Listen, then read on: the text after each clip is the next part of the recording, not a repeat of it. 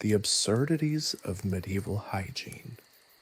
To the unsung heroes of medieval sanitation, or rather the lack thereof, the chamber pot emptiers, the cesspit cleaners, and those brave souls who dared to bathe despite the prevailing belief that it would kill you.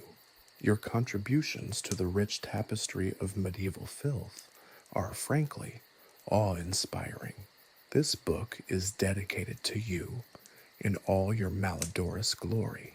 May your memories and the lingering scents live on, a testament to a time when cleanliness was a relative concept, a hazy notion perpetually overshadowed by the overwhelming aroma of unwashed bodies, decaying refuse, and the faint yet persistent whiff of something vaguely intestinal. Let us not forget the sheer audacity of using perfumes to mask, rather than eliminate, the underlying stench. A truly ingenious, if slightly misguided, approach. This work is also dedicated to those who survived the communal bathhouses, veritable breeding grounds of infectious diseases and social awkwardness. Your resilience, your tolerance for extreme levels of body odor, and your surprising ability to navigate the slippery slopes of communal hygiene are nothing short of legendary. You were the true pioneers of medieval resilience, a generation hardened by questionable sanitation and an even more questionable understanding of hygiene. Finally, this is for the modern reader. We hope this book provides a much-needed chuckle, a brief escape from the sterile world of antibacterial wipes and hand sanitizers, and a newfound appreciation for the advancements in hygiene that allow us to, generally, not smell like a medieval peasant after a particularly grueling day at the market. You lucky deodorized souls, consider yourselves forewarned. After reading this, the smell of your own perfectly clean skin might never be the same. May the lingering aroma of the past forever remind you of how far we've come. Because, let's be honest, sometimes a good stink is a valuable reminder of just how good we have it today. Chapter 1.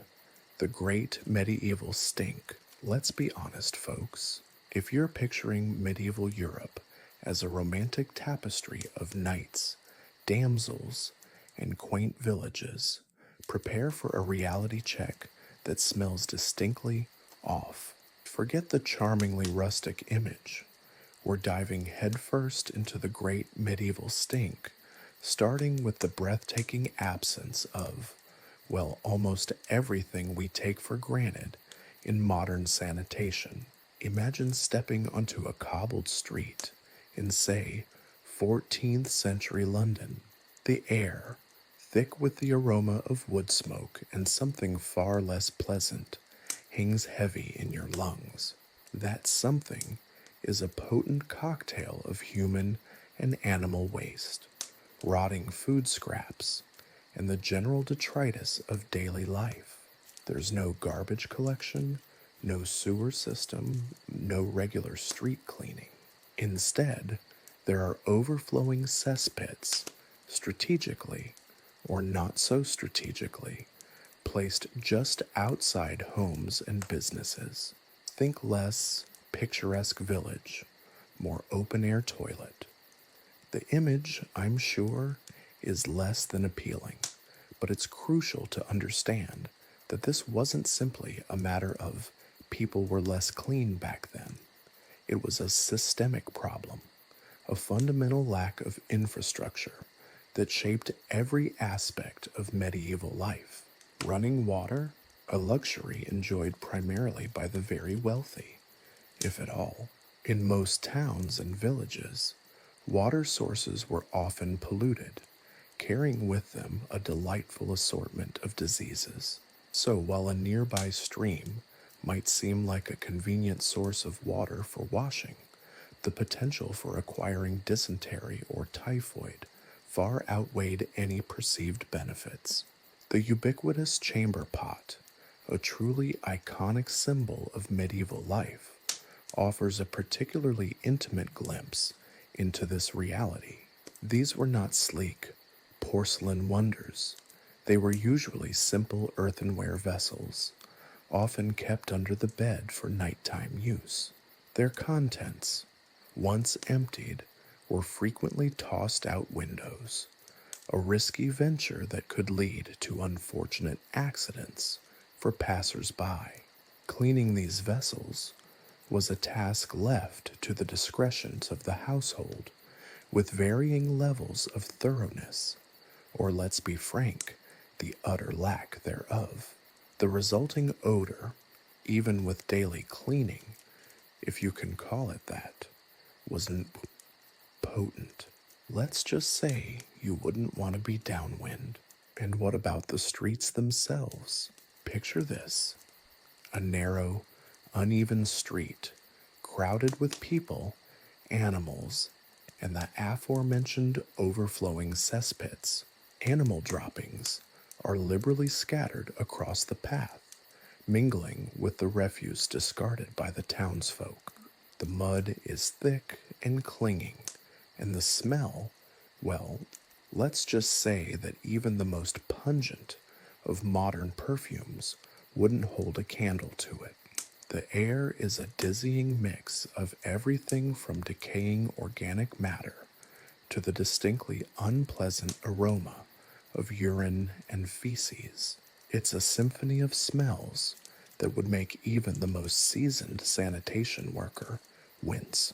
Now, one might think that the wealthy would have some respite from this olfactory onslaught, while they might have enjoyed slightly better living conditions than their less affluent neighbors. The truth is they weren't immune. While they might have had private latrines, though often still emptying into the same general cesspool, the sheer density of population in medieval towns meant that the collective stench was inescapable. Even the most extravagant perfumes could only mask the pervading stench to a certain extent. It was a constant, pervasive element of life, accepted as an unavoidable part of the human condition. But the absence of proper sanitation wasn't just a matter of unpleasant smells. It had profound implications for public health. Disease spread rapidly through the overcrowded and unsanitary conditions, leading to frequent outbreaks of epidemics like the bubonic plague. The lack of understanding regarding disease transmission meant that efforts to control these outbreaks were often ineffective, contributing to devastating mortality rates. It was a world where disease was a constant companion, woven into the very fabric of everyday life. Now, let's talk about the necessary house. This wasn't exactly a haven of cleanliness, but it was theoretically meant to be a little better than simply tossing your waste out the window. In theory, these structures were public toilets, usually built over a pit or ditch. Their effectiveness, however, was highly questionable. The lack of ventilation, coupled with the inherent unsanitary conditions, made them breeding grounds for disease. They were often overcrowded, poorly maintained, and quite simply, incredibly smelly. Think less restroom and more communal outhouse with significantly less privacy. The construction of these necessary houses varied significantly.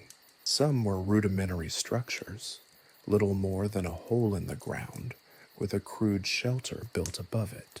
Others were more elaborate, featuring multiple seats and potentially a rudimentary drainage system, though the effectiveness of this system is debatable. Regardless of the design, the basic problem remained: a concentrated area of human waste with minimal sanitation. In essence, the absence of modern conveniences in medieval Europe wasn't simply an inconvenience. It was a defining characteristic of the era, shaping social structures, public health, and the very experience of daily life. It wasn't just a matter of a lack of clean water or toilets. It was a fundamental lack of understanding about disease transmission, sanitation, and the very concept of public health. This fundamental lack of infrastructure and understanding created a world far removed from the clean and convenient societies we inhabit today, a world where the pervasive stench served as a constant, pungent reminder of the realities of life in the Middle Ages. It's a world that, while undeniably fascinating from a historical perspective, is also one you wouldn't want to personally experience, especially if you suffer from a sensitive nose. Now, let's cleanse our palates, metaphorically speaking, of course, and move on to a subject that's surprisingly intertwined with the great medieval stink: bathing, or more accurately, the lack thereof. While we modern folk luxuriate in our showers and bubble baths, our medieval ancestors held a rather different perspective on personal hygiene, one that might leave you scratching your head and perhaps itching other parts of your body. The prevailing wisdom of the Middle Ages held a rather curious belief: bathing was bad for you. Yes, you read that correctly. Washing oneself regularly was considered not just unnecessary, but downright dangerous. This wasn't some fringe theory whispered in hushed tones. It was a widely held belief, embraced by people from all walks of life, from peasants to royalty. Think about that for a moment. The same people who were surrounded by filth and disease actually believed that cleaning themselves was a health hazard. The irony is almost too delicious to bear. Several theories contributed to this bizarre belief. One prominent idea involved the concept of pores. It was believed that the human body possessed tiny openings, or pores, that were vital for maintaining health. Washing, it was argued, could open these pores excessively, rendering the body vulnerable to illness. The logic here is, well, let's just say it doesn't hold up under modern scrutiny. It's a bit like believing that leaving your windows open during a blizzard will protect you from the cold. Another contributing factor was the prevalent misunderstanding of disease transmission. Without an understanding of germs and bacteria, the connection between dirt and illness wasn't fully grasped. Instead, many attributed illness to imbalances in the humors, the four bodily fluids believed to govern health: blood, phlegm, yellow bile, and black bile. Washing, therefore, was thought to disrupt this delicate balance, potentially leading to disease. It's a bit like believing that regularly changing your socks will cause your soul to leave your body. The lack of clean water also played a significant role. As we've already discussed, clean water was a rare commodity in most medieval settlements. Water sources were often polluted, carrying with them a host of pathogens. Washing in contaminated water, therefore, presented a very real risk of infection, making the avoidance of bathing seem like a sensible, if misguided, precaution. It's a bit like choosing to remain thirsty rather than drinking from a puddle of suspiciously green water. The infrequent bathing habits of the medieval population had predictably unpleasant consequences. Body lice were incredibly common, considered almost a badge of honor, or at least an unavoidable fact of life. One can only imagine the sheer volume of these tiny creatures crawling on the bodies of individuals who rarely bathed. It wasn't just body lice either. Fleas, Mites and other parasites thrived in the unsanitary conditions. Picture this: a person's clothing, often worn for weeks or even months without being washed, teeming with a wriggling, biting ecosystem. The aroma alone must have been enough to clear a room, even before considering the underlying stench of unwashed bodies. And what about the occasional bath? Well, when a bath did occur, it wasn't the relaxing spa experience we're familiar with. Public baths, when they existed, were often overcrowded, unsanitary affairs. Imagine a communal tub shared by dozens of people with minimal cleaning between uses. The water would quickly become murky, a swirling mix of sweat, dirt, and who knows what else. These were not places of relaxation. They were breeding grounds for disease, hardly a health promoting activity as they were intended to be. Even private baths, accessible only to the wealthy, were not exactly sterile environments. The lack of modern plumbing and sanitation meant that water was often heated in rudimentary ways, potentially leading to contamination. Moreover, the process of obtaining and heating water was time consuming and labor intensive, which explains why even wealthy individuals rarely took frequent baths. The contrast between medieval hygiene practices and modern standards is stark. Our understanding of disease transmission, along with readily available clean water and sanitation infrastructure, has revolutionized our approach to personal hygiene. We now understand that regular bathing is crucial for preventing the spread of disease and maintaining good health. The absurdity of the medieval aversion to bathing becomes clear when viewed through the lens of modern knowledge. It's a testament to how far our understanding of health and sanitation has progressed, a journey from the great medieval stink to the relative cleanliness of modern life. While the medieval period has its captivating aspects, the hygiene practices certainly aren't among them. Instead of the refreshing clean you get from a modern shower, imagine the alternative: a world where the smell of unwashed bodies, body lice, and general filth was an inescapable reality. The very concept of personal hygiene was different. The emphasis wasn't on cleanliness, but on masking the odor. Perfumes and powders were used liberally, not to cleanse, but to cover the stench.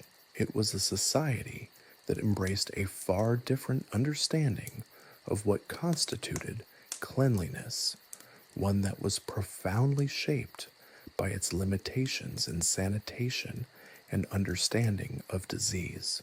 Consider the use of herbs and spices for personal fragrance. While these might have imparted a pleasant aroma, they did little to actually clean the body. It's like trying to cover a broken car engine with flowers. It might look better, but it doesn't fix the underlying problem. This reliance on scent masking, instead of actual cleanliness, underscores the limitations of medieval hygiene practices. It wasn't about being clean. It was about appearing, or at least smelling, somewhat less repulsive.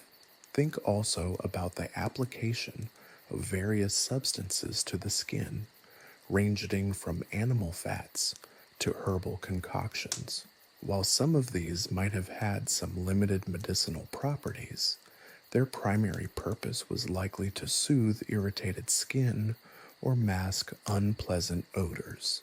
The idea of using animal fat to improve your complexion might sound bizarre to modern ears, but it highlights the medieval approach to beauty treatments. It was often about practicality and covering up existing problems rather than prevention or active cleansing.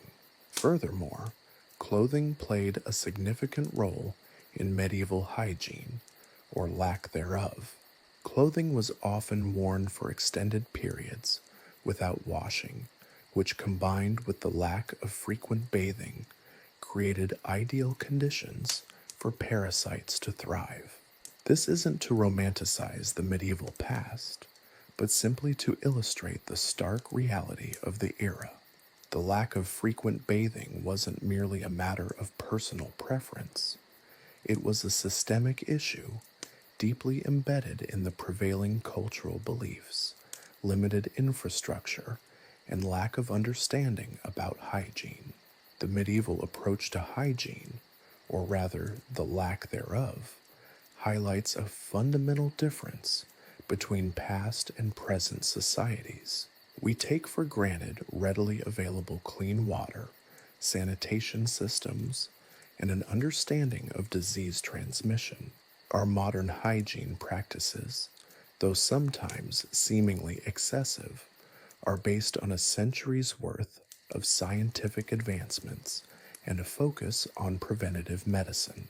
In contrast, the medieval era lacked these essential elements, leading to a dramatically different, and to our modern sensibilities, a rather unpleasant reality. It's a world we can now only study from afar, thankful for the advancements that have transformed the state of personal hygiene from a risky business to a commonplace practice. The contrast serves as a powerful reminder of how far we've come and how much we owe to the advancements in understanding hygiene and sanitation. The great medieval stink, while historically fascinating, is also a potent testament to the importance of modern sanitation and public health practices. Let's be honest, the previous section probably left you with a rather pungent image in your mind. The great medieval stink wasn't just a matter of occasionally unwashed bodies. It was a pervasive, inescapable aroma that permeated every aspect of daily life. And while the lack of frequent bathing was a significant contributor, the medieval response to this olfactory onslaught is, in its own peculiar way, almost as fascinating as the problem itself. This is where our story takes a fragrant, albeit potentially nauseating turn. The world of medieval perfumes and powders. Forget the subtle, delicate scents of modern perfumery. Medieval fragrances were a far cry from today's standards. Think strong, powerful, sometimes downright overpowering aromas, designed not to enhance one's natural scent, but to completely obliterate it. This wasn't about subtle hints of lavender or rose. We're talking about a sensory assault that could clear a room and possibly induce a headache or two. The most common method for masking the underlying stench was the liberal application of perfumes and powders. These weren't your delicate floral waters. Rather, think of potent concoctions, often containing ingredients that might make modern noses wrinkle. We're talking a symphony of strong, sometimes clashing scents, aimed at overwhelming any unfortunate whiff of body odor emanating from beneath. Imagine a blend of pungent herbs, heavy spices, and possibly even some less savory animal products, the olfactory equivalent of a medieval battlefield. The ingredients themselves were a fascinating, if sometimes unsettling, mix. Many came from far-flung lands, adding a touch of exoticism and often expense to the process. Spices like cloves, cinnamon, and ginger were frequently incorporated, not only for their aroma, but also for their supposed medicinal properties. Some believed these spices had the power to ward off disease or even enhance one's attractiveness. It's a bit like believing that a potent blend of garlic and chili peppers will somehow magically improve your complexion, a dubious claim, to say the least. Herbs played a crucial role as well. Rosemary, lavender, and thyme were popular choices, often used both in perfumes and in sachets placed among clothing. These herbs were not only pleasant smelling, to some at least, but also believed to possess various medicinal or magical qualities, adding an extra layer of perceived benefit. The belief in their power transcended mere fragrance. They were part of a larger system of beliefs relating to health, magic, and warding off evil spirits. It's as if aromatherapy had a much more serious, almost mystical purpose in medieval times. But medieval fragrances weren't limited to merely the pleasant, by their standards, of course. Animal products were frequently used, often in surprising ways. Musk, civet, and ambergris, all animal secretions with potent, enduring fragrances, were highly valued. Musk, obtained from the musk deer, possessed a particularly strong, musky scent that was both alluring and repulsive to those less accustomed to its powerful aroma.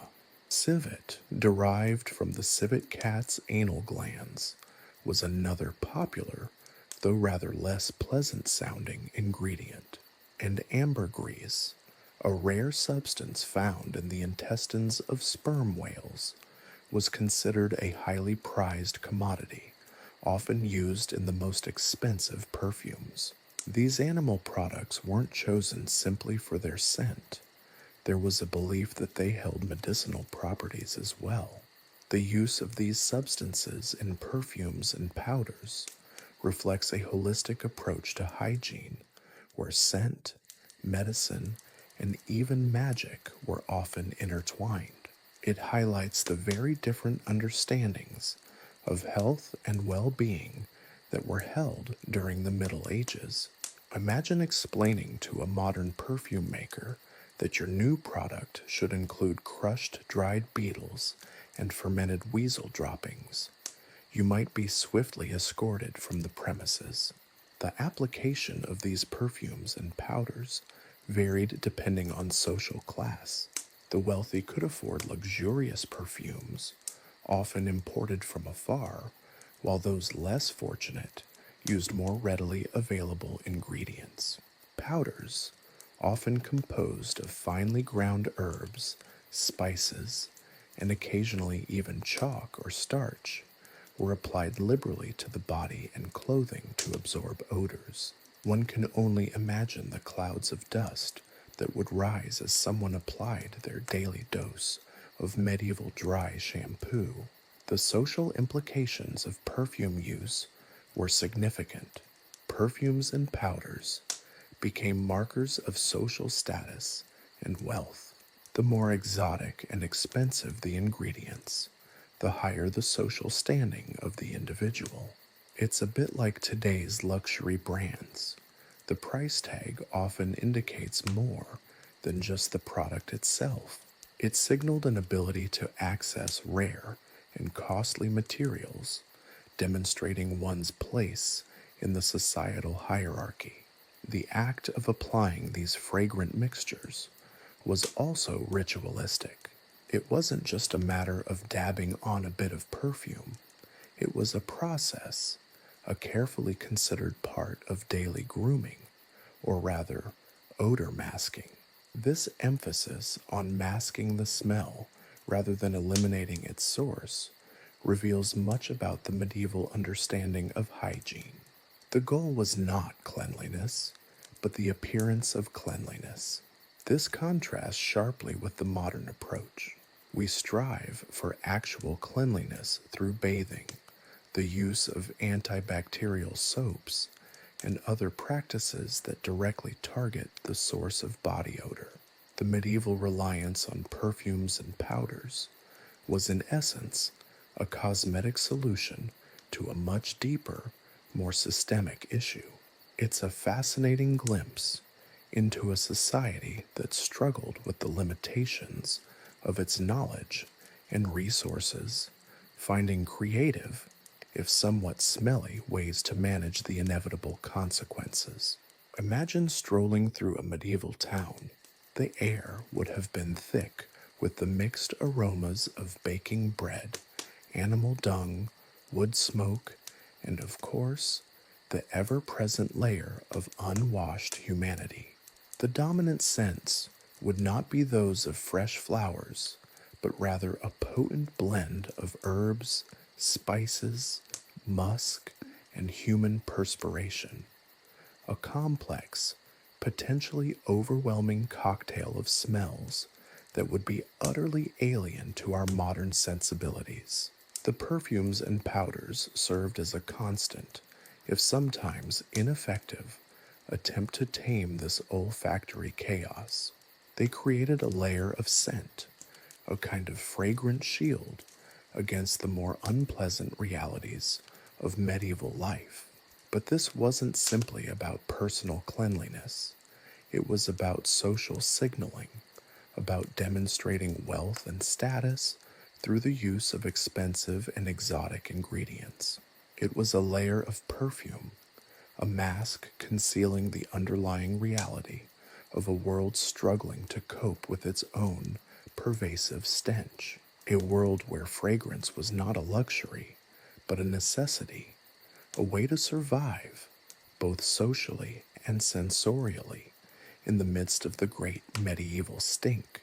And in its own peculiar way, that makes it all the more fascinating. Let's shift our focus from the overall aroma of medieval life to a particularly pungent detail: the state of their teeth. Forget the gleaming smiles of modern dentistry.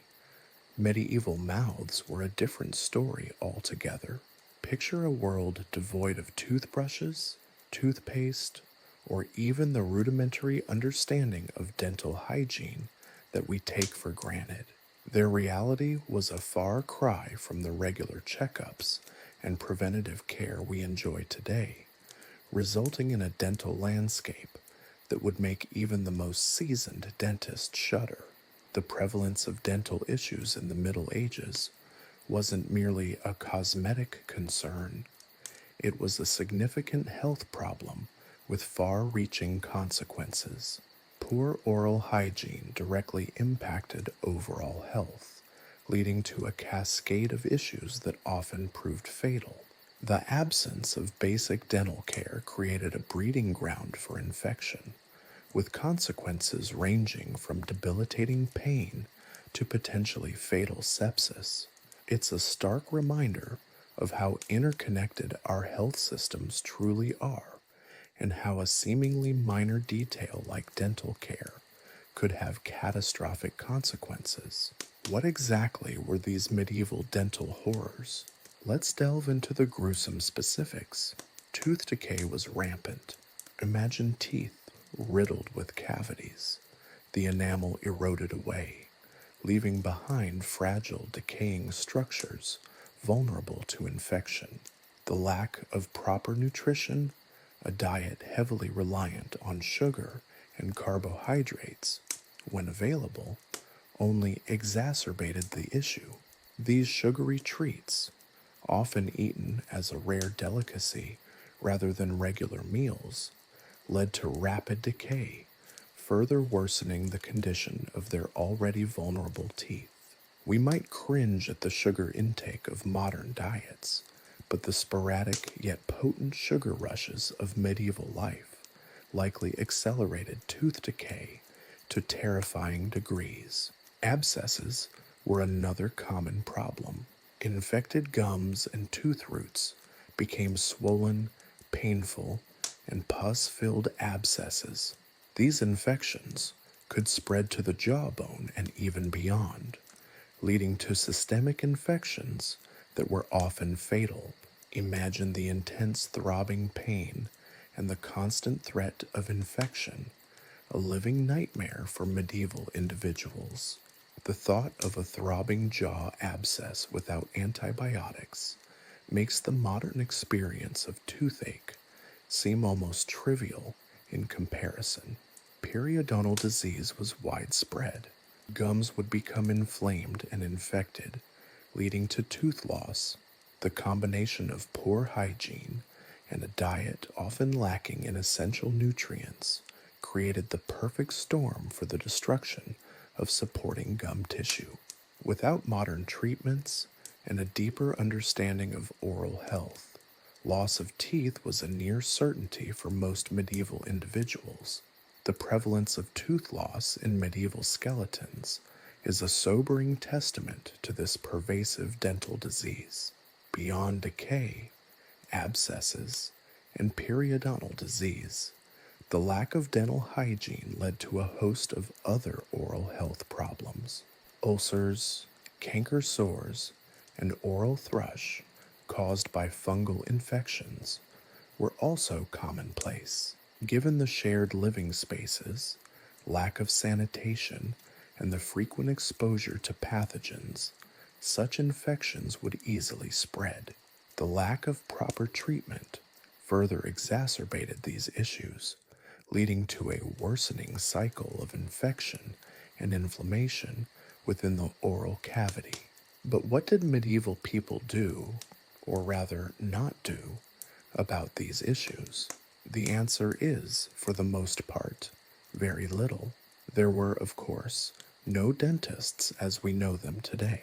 Treatments, when attempted, were often primitive, dangerous, and wildly ineffective. Some remedies involved poultices of herbs and other substances applied to the affected areas. These were aimed more at alleviating pain rather than addressing the underlying infection.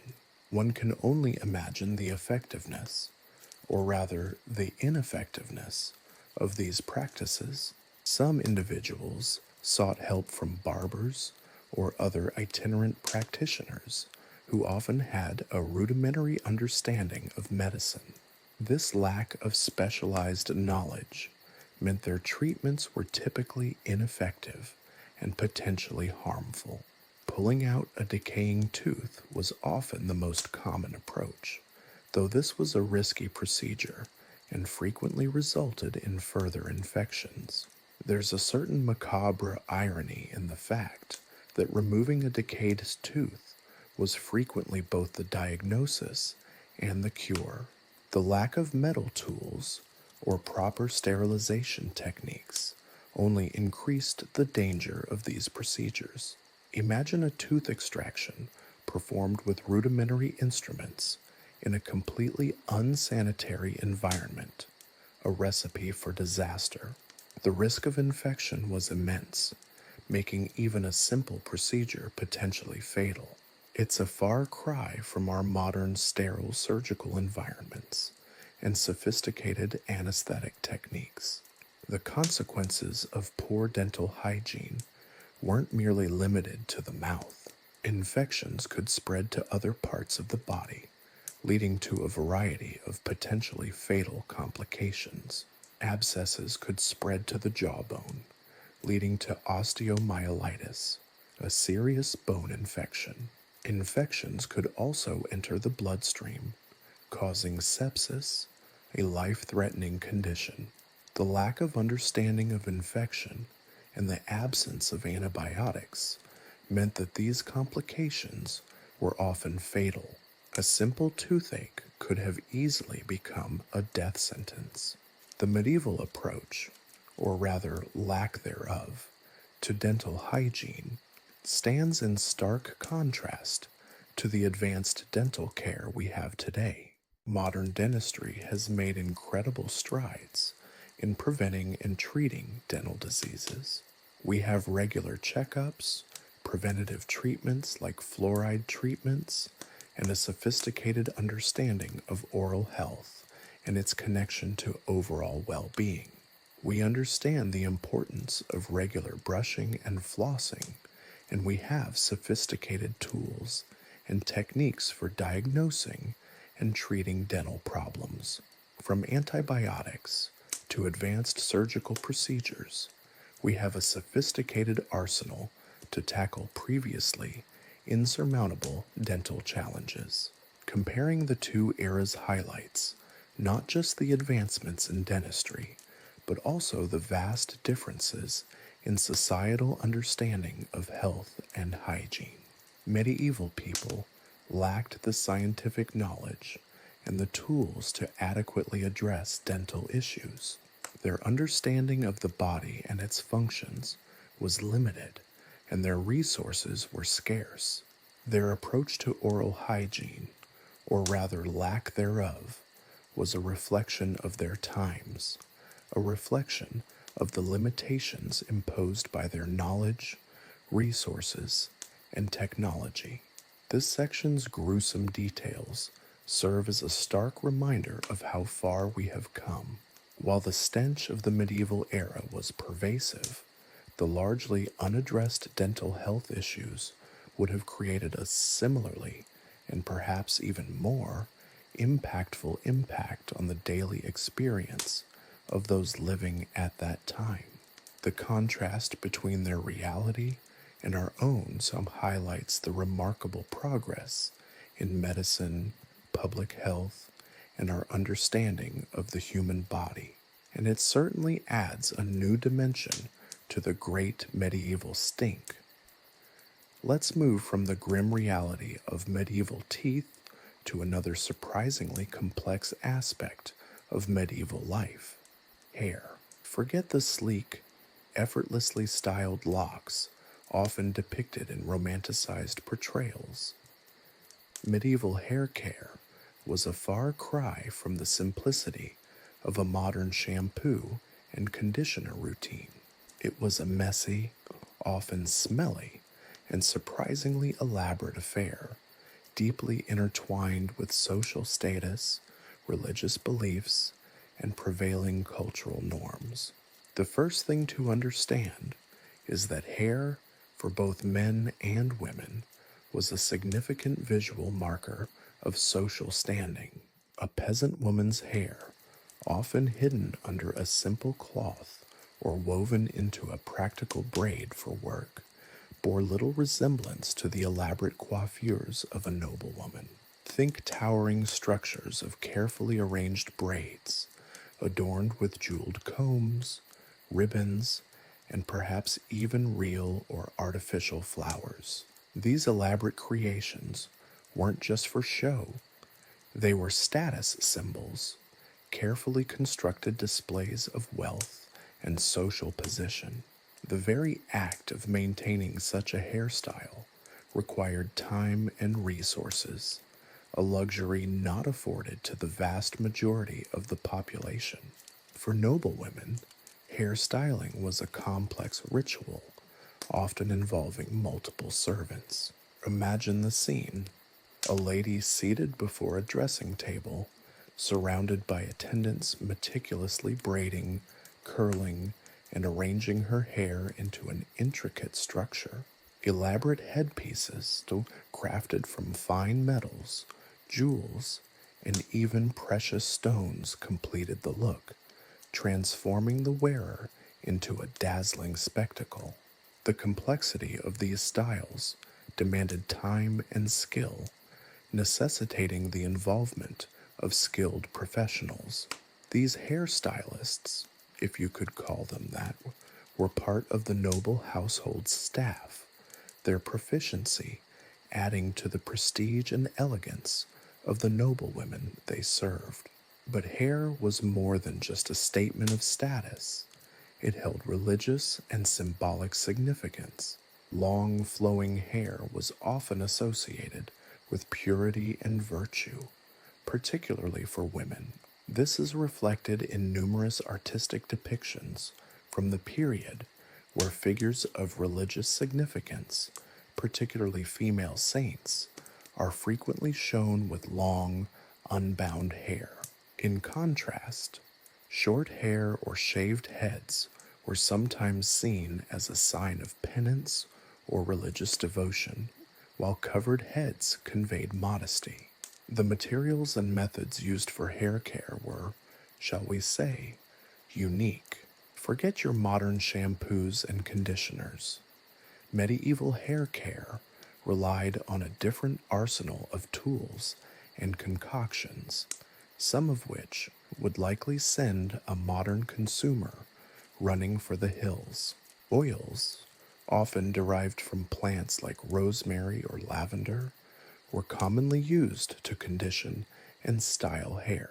These oils were often infused with herbs, believed to have various beneficial properties, a testament to the prevailing belief in the healing powers of nature.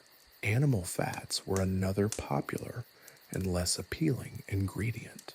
While these might sound repulsive by today's standards, these oils were readily available and provided a degree of conditioning and shine, albeit with a rather pungent aroma.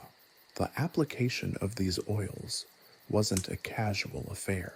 The use of oils, sometimes combined with other substances, required a careful process, often repeated over days.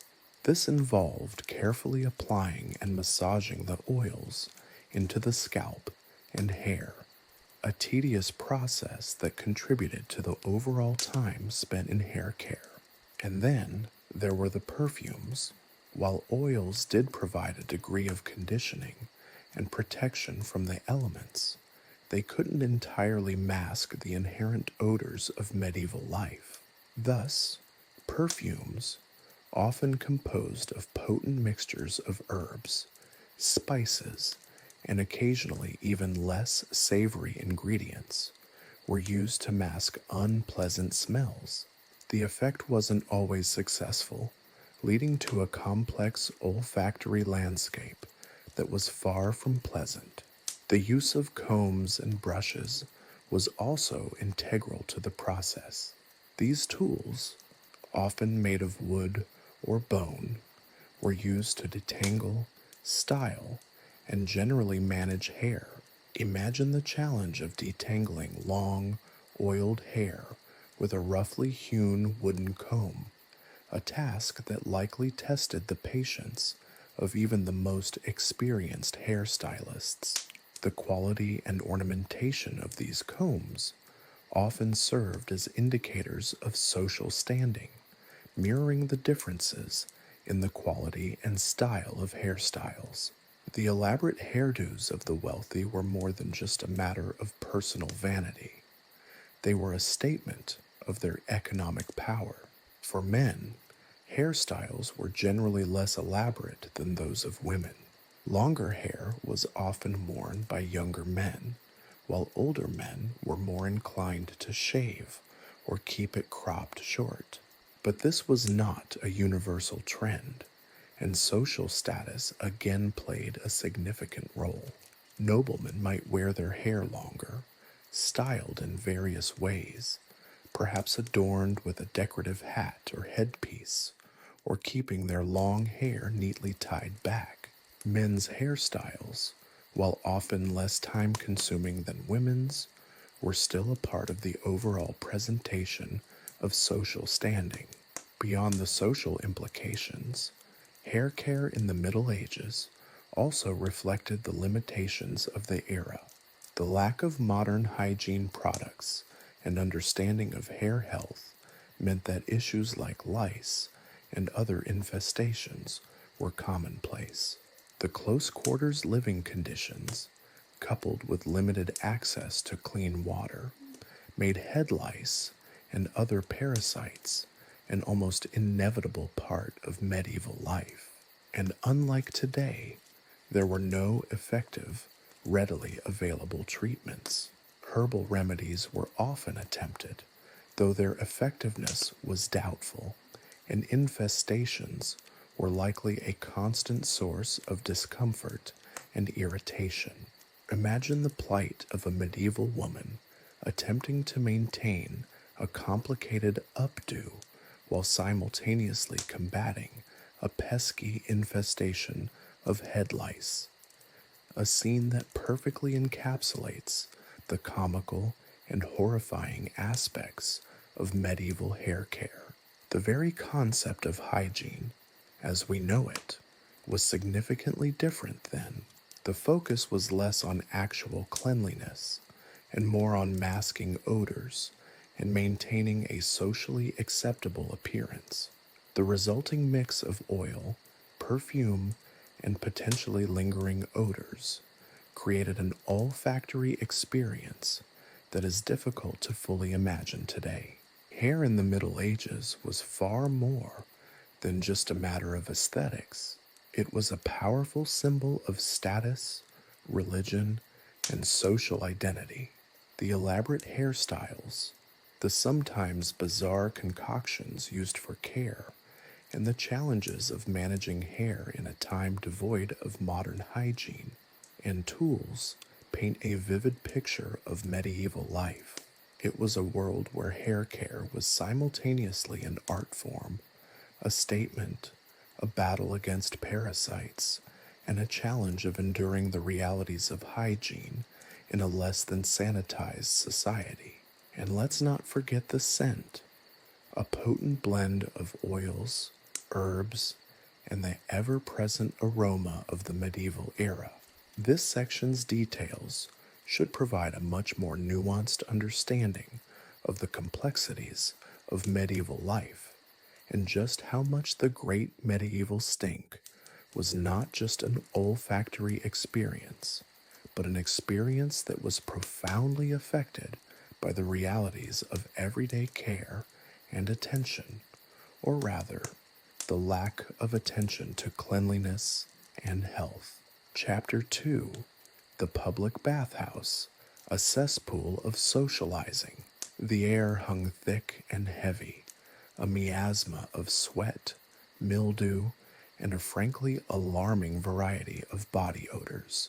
Stepping into the public bathhouse was akin to entering a particularly pungent stew, a bubbling cauldron of humanity where the line between hygiene and hazard blurred considerably. Forget the serene, spa-like atmosphere of a modern bath. This was a cacophony of splashing, grunting, and the rhythmic scraping of wooden implements against skin. The very stones beneath your feet seemed to vibrate with the collective energy of the throng. The scene unfolded in a series of dimly lit chambers, the air thick with steam that clung to the skin like a second damp garment. Water, murky and decidedly uninviting, filled large stone basins. These weren't individual tubs. These were communal troughs, where the wealthy and the impoverished alike shared the dubious pleasure of a simultaneous soak.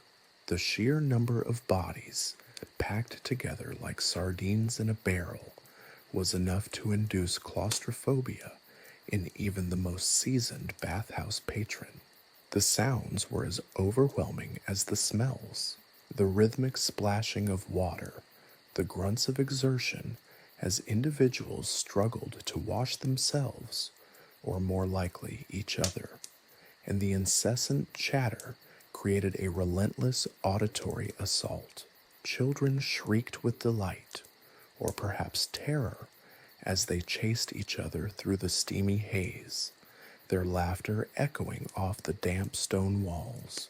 Men, their voices raspy from the heat and the general squalor, loudly debated the latest village gossip, their words lost and swallowed by the overall din. Women, their faces partially obscured by veils or towels, engaged in quieter conversations, their voices a low hum beneath the boisterous shouts of the men. And underlying all this was the constant, almost subliminal gurgle and slosh of the water itself, a relentless reminder of the bathhouse's fundamental purpose, or perhaps its lack thereof. The visual spectacle was equally arresting. Naked bodies of all shapes and sizes filled the space, their skin glistening with sweat and grime, a testament to the limitations of medieval sanitation. The social hierarchy, usually so rigidly defined in medieval society, was subtly, yet undeniably, present. Wealthier patrons, often identifiable by the slightly cleaner condition of their skin relative to their companions, and perhaps a retinue of servants assisting them, occupied the slightly less crowded areas, possibly near a source of slightly cleaner water, if such a thing even existed. They might even have brought their own towels and even, gasp, a small quantity of scented oils or herbal concoctions to mask the pervasive odor. Poorer individuals, however, found themselves crammed into the more densely populated areas, their bodies a testament to the relentless toil of their lives. Disease, in its many forms, was a palpable presence, a silent, ever-present threat lurking beneath the surface of the murky water. It was in this atmosphere, this crucible of communal bathing, that social interaction truly flourished, albeit in a far less genteel manner than one might expect. The bathhouse was a place where people from all walks of life, from the lord of the manor to the humblest peasant, could briefly shed not only their clothes, but also some of the social rigidities that defined their daily lives. This interaction was, however, limited by the realities of hygiene. It was certainly not a scene of cordial exchanges of polite conversation. It was, instead, more of a chaotic collision of bodies, sounds, and smells. The conversations were likely as pungent and varied as the overall environment. Perhaps gossips were exchanged, deals were brokered, and arguments, or even brawls, erupted with surprising frequency. The bathhouse served as a microcosm of medieval society, a compressed and highly volatile distillation of its social dynamics, anxieties, and realities. The smells, as previously mentioned, were a significant component of this experience. The pervasive scent of unwashed bodies was undoubtedly dominant, yet, layered upon this was a complex olfactory tapestry woven from the scents of herbal remedies, often employed in a desperate attempt to mask the stench of the collective human mass, the pungent aroma of the various oils and perfumes used in an effort to offset the pervasive stench, and the earthy musk of the stone walls themselves. The overall effect was a sensory assault of monumental proportions, an unforgettable and largely unpleasant experience that tested the limits of even the most hardened medieval citizens' olfactory resilience. Those with sensitive noses, if they even existed in this context, likely fainted or were overcome with nausea. The very concept of personal space was sacrificed upon the altar of shared immersion. Privacy was an absolute luxury, if it could even be called that. The social hierarchy, though less rigidly defined than in other settings, still played a significant role in shaping the dynamics of the bathhouse experience. The more affluent members of society, though they might not have necessarily enjoyed the cleanest water, typically had slightly more space and access to resources intended to improve their personal hygiene, or at least lessen the impact of sharing a tub of dubious cleanliness with a considerable number of other individuals. They would likely have employed personal servants to aid them in the process, a stark contrast to those who were left to fend for themselves in the chaos of the communal bath. The concept of disease transmission in the medieval bathhouse is, shall we say, readily apparent. The close proximity of so many individuals, coupled with the lack of adequate sanitation and hygiene practices, made the public bathhouse a breeding ground for infection. Skin diseases, eye infections, and various parasites were commonplace, spread with alarming ease through the shared water and the general lack of personal hygiene. The bathhouse could often serve as a means of accelerating the spread of diseases throughout the entire community. Rather than a sanctuary for cleanliness, the medieval bathhouse served as a highly effective vector for disease transmission. It was a testament to the contradictions and paradoxes of medieval life, a grim reminder that the pursuit of cleanliness often resulted in the opposite. One might imagine a scene: a wealthy merchant attempting to maintain a semblance of dignity amidst the chaos, frantically splashing himself with a small, seemingly clean, relatively speaking, bucket of water. His attempts at self-cleaning met with increasingly limited success as the ever-present throng pressed in ever closer.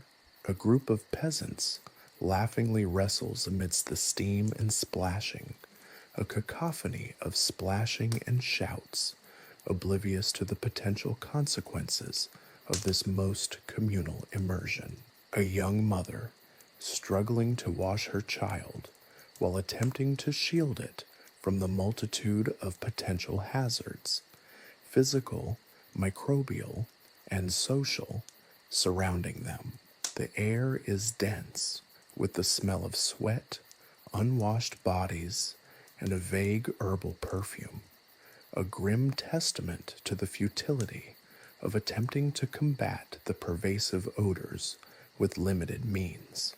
It was a setting that combined the oddly contradictory elements of potential social exchange and overwhelming squalor. The bathhouse, in all its unhygienic glory, was an unavoidable, albeit unpleasant, element of medieval life, a grim reminder of just how far we've come in our quest for cleanliness. The sheer absurdity of the situation, however, should not overshadow its reality as a cornerstone of medieval society. The process itself was a far cry from the gentle, private experience of a modern shower.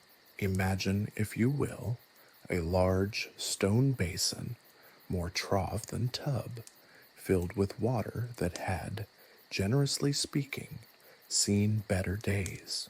The water, murky and often visibly grimy, was shared by dozens, perhaps even hundreds, of individuals throughout the day. The concept of clean water, at least by modern standards, was essentially non-existent. The water's color, likely a murky brown or greenish hue, varied depending on the number of bathers and the amount of accumulated grime.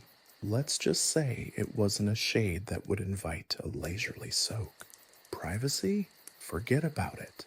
The very notion of personal space was a luxury afforded only to the most secluded of monastic orders, and certainly not something one could expect in the bustling communal environment of a medieval bathhouse. Naked bodies, jostling and bumping against one another, were the norm.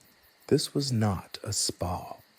It was a crowded, steamy, and frankly rather awkward human stew.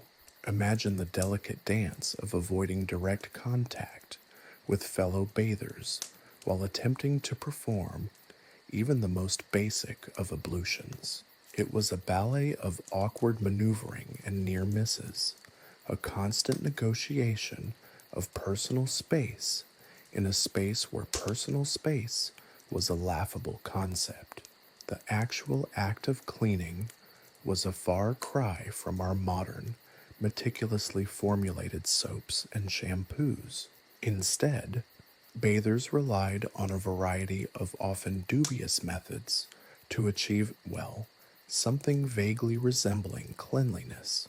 Many used oils, often plant-based, but sometimes animal fats, to lubricate their skin and help remove grime. The selection and application of these oils varied depending on one's social status and economic means. The wealthy might have access to imported, more exotic oils, while the poor relied on locally sourced alternatives, which, let's be honest, likely contributed to the overall aroma of the establishment. Herbs played a significant role too. Many herbs possessed cleansing properties, or at least were believed to do so.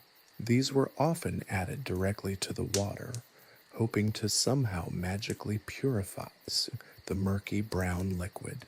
This might have had some mild antiseptic properties, but given the sheer volume of bodies and the lack of water changes, the effectiveness was likely minimal at best. The result was likely a peculiar herbal broth that somehow managed to combine the scents of human sweat, mildew, and a range of rather pungent herbs.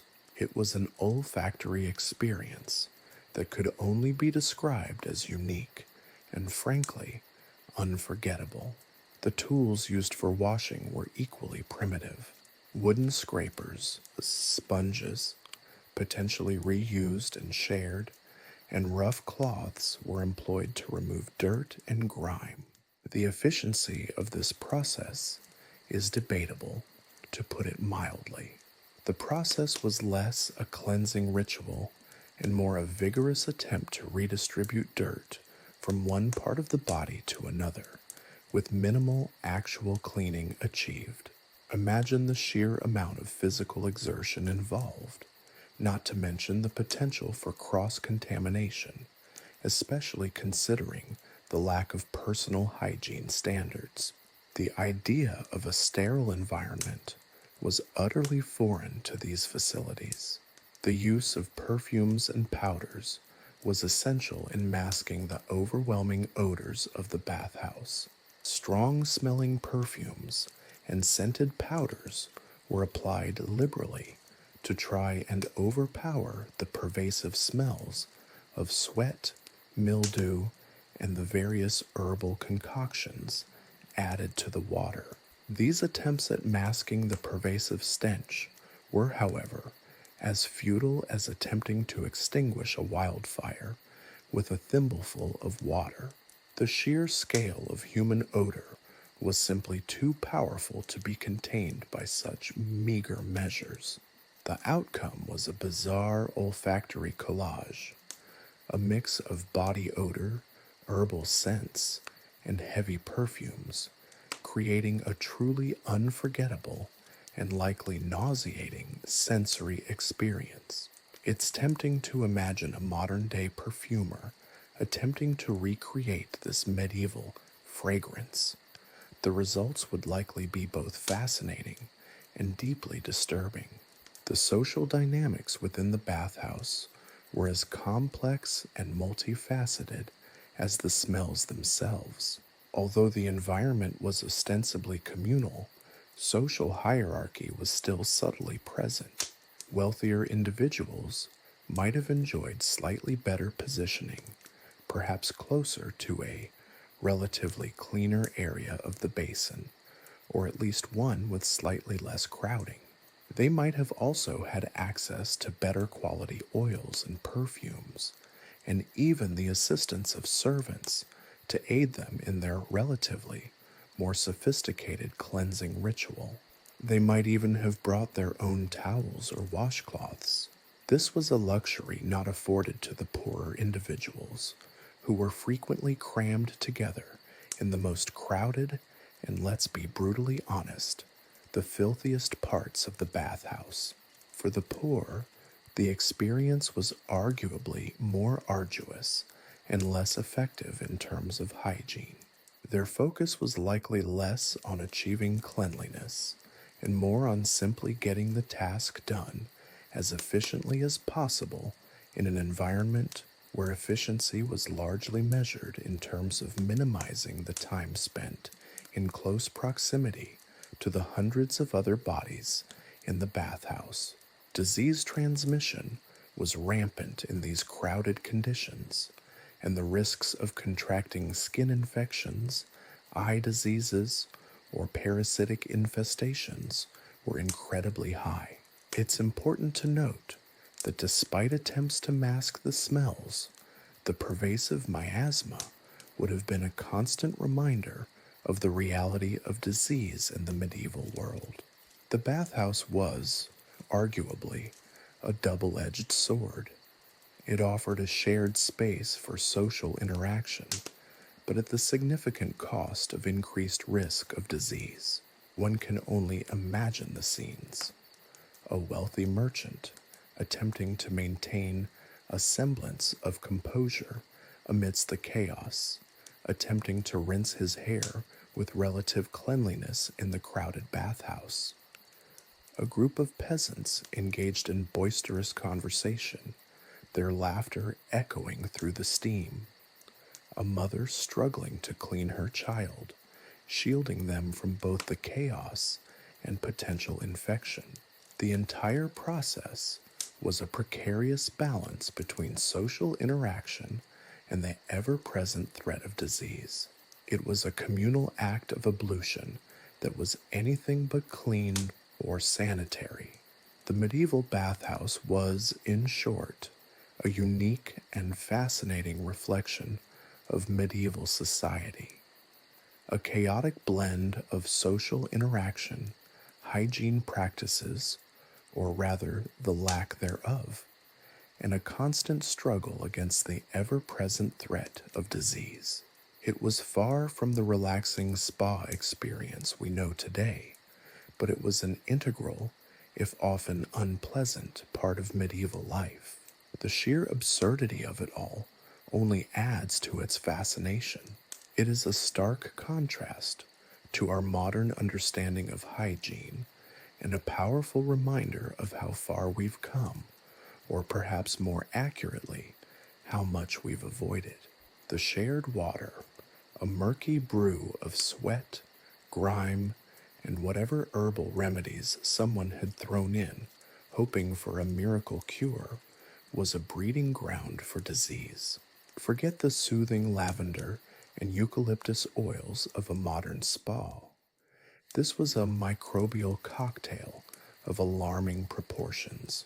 Think of it as a petri dish, the size of a small swimming pool, constantly replenished with fresh contributions from a rotating cast of hundreds of individuals, each bringing their own unique bouquet of pathogens. The very concept of clean water was laughably absent. Imagine the scene: a throng of naked bodies jostling for position, their skin already irritated from the rough scrubbing with shared cloths and wooden scrapers. Each scratch, each abrasion, was an open invitation for infection.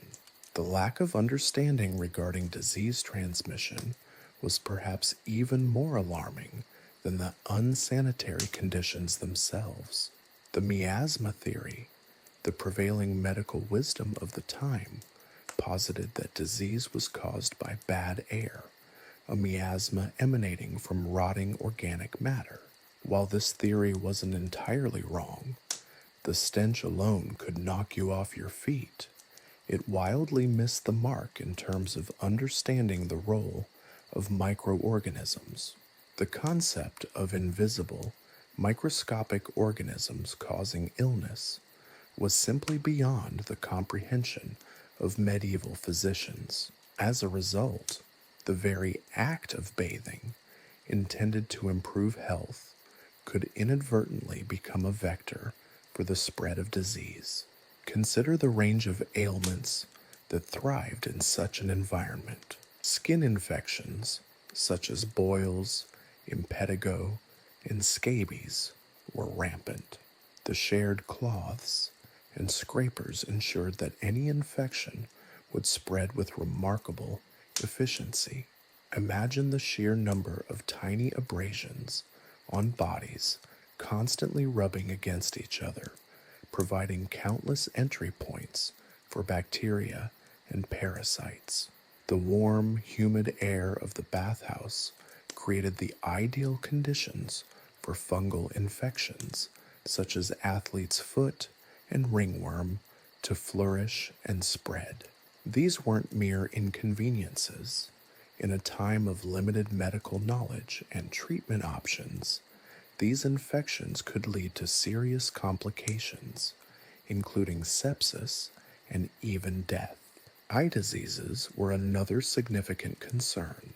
The combination of dirty water and the constant splashing ensured that any eye infection present would swiftly spread. Conjunctivitis, often known as pink eye, would have been commonplace, causing painful inflammation and potential vision impairment. More serious conditions, such as trachoma, a bacterial infection that can lead to blindness, would have posed a significant threat, particularly to children. Parasitic infestations were equally prevalent.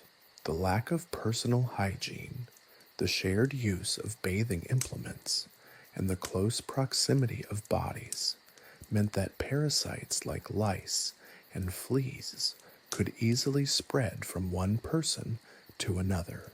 These weren't mere nuisances. They could cause intense itching, secondary infections, and even the transmission of diseases such as typhus. Intestinal parasites, such as roundworms and hookworms, were likely also common, transmitted through contaminated water or soil. Imagine the discomfort and debilitation caused by such infestations, particularly for individuals already weakened by malnutrition or other illnesses. The bathhouse was a microcosm of the wider medieval world, a place where social interactions and disease transmission were inextricably intertwined. While it provided a relatively convenient space for communal cleansing, the risks inherent in its design and operation were substantial.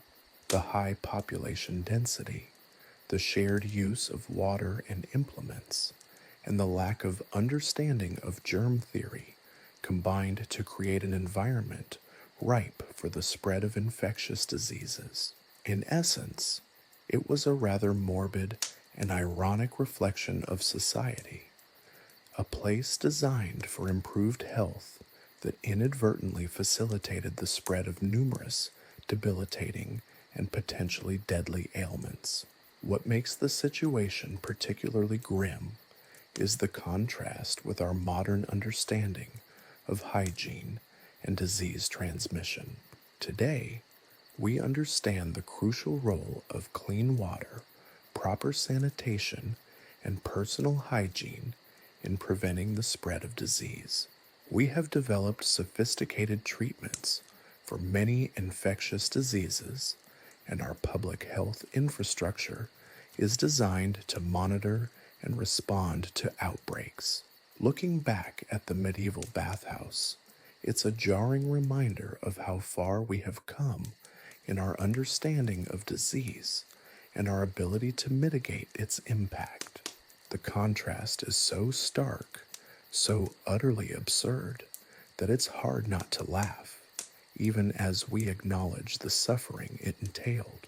Furthermore, the social implications of disease transmission in the bathhouse were equally profound. The wealthy, while not immune to infection, may have experienced the situation differently. They might have had better access to cleaner areas of the bathhouse, better quality oils, and perhaps even their own towels or washcloths, reducing, though not eliminating, the risk of infection. This created a further division within society, highlighting the unequal distribution of resources and the disparities in health outcomes. The poor, on the other hand, faced the full brunt of the unsanitary conditions, with higher rates of infection and far fewer resources to deal with the consequences. This disparity highlights the social injustices present even within the seemingly egalitarian setting of a communal bathhouse. The long-term public health consequences of the medieval bathhouse were undoubtedly devastating. Outbreaks of infectious diseases would have periodically swept through communities, causing widespread illness, death, and economic disruption. Imagine the impact on a village when a significant portion of the population was incapacitated by illness. The disruption to agricultural labor, trade, and other essential functions would have been substantial, leading to periods of famine and hardship. The overall health status of the population would have been significantly impacted by the repeated exposure to infectious diseases in the communal bathhouse. It is not an exaggeration to suggest that the bathhouse, despite its intended purpose, played a significant role in shaping the health dynamics and overall mortality rate of medieval society. The contrast between the medieval bathhouse and modern sanitation is a potent reminder of how far we've advanced in public health. The casual disregard for hygiene and the complete misunderstanding of disease transmission are almost comical in their absurdity. The very act of bathing, intended as a route to cleanliness and health, became a breeding ground for disease, a bizarre and ironic twist of fate. It's a testament to the dedication and scientific advancements that have given us the relatively clean and disease-free environments we enjoy today. To truly appreciate the progress made, one need only consider the grim reality of the medieval bathhouse. The stark contrast is both fascinating and deeply unsettling. It also serves as a sobering reminder of the challenges and victories in our ongoing struggle against infectious disease. The story of the medieval bathhouse is not merely a historical anecdote. It's a cautionary tale of the dangers of neglecting public health and a celebration of the advancements that have shielded us from such a grim reality. It is a tale of unsanitary conditions, widespread illness, and an almost unbelievable lack of understanding. Yet, despite the appalling hygiene, there was still an undeniable social element, highlighting how even in the most uncongenial situations, human beings always find a way to connect. The medieval bathhouse, in all its unhygienic glory, was a true reflection of its time, a mix of the communal and the chaotic, the social and the sanitary, or rather the lack thereof. The air hung thick and heavy, a miasma of sweat, steam, and something vaguely floral attempting and failing to mask the underlying aroma of unwashed humanity. Entering a medieval bathhouse wasn't a relaxing spa experience. It was akin to stepping into a crowded, humid wrestling match where everyone was naked and possibly afflicted with something unpleasant. Forget the tranquil ambiance of a modern spa. This was a chaotic, boisterous, and surprisingly social event. Etiquette, if it could be called that, existed largely to prevent outright brawls and the complete breakdown of order. First, the matter of arrival. While there was no formal dress code, the lack of clothing being a given, one's demeanor dictated much of the initial social standing. A lord arriving with an entourage would command a different level of respect and a presumably cleaner section of the bathhouse compared to a peasant shuffling in alone. Wealthier patrons might have arrived with their own slaves or servants to assist with scrubbing and preparing their bathing potions, further highlighting the social stratification within the seemingly egalitarian space. The wealthy might even have a degree of pre-arranged cleaning before the main bath using private servants. The role of bathhouse attendants, or balneatores, was crucial in maintaining a semblance of order.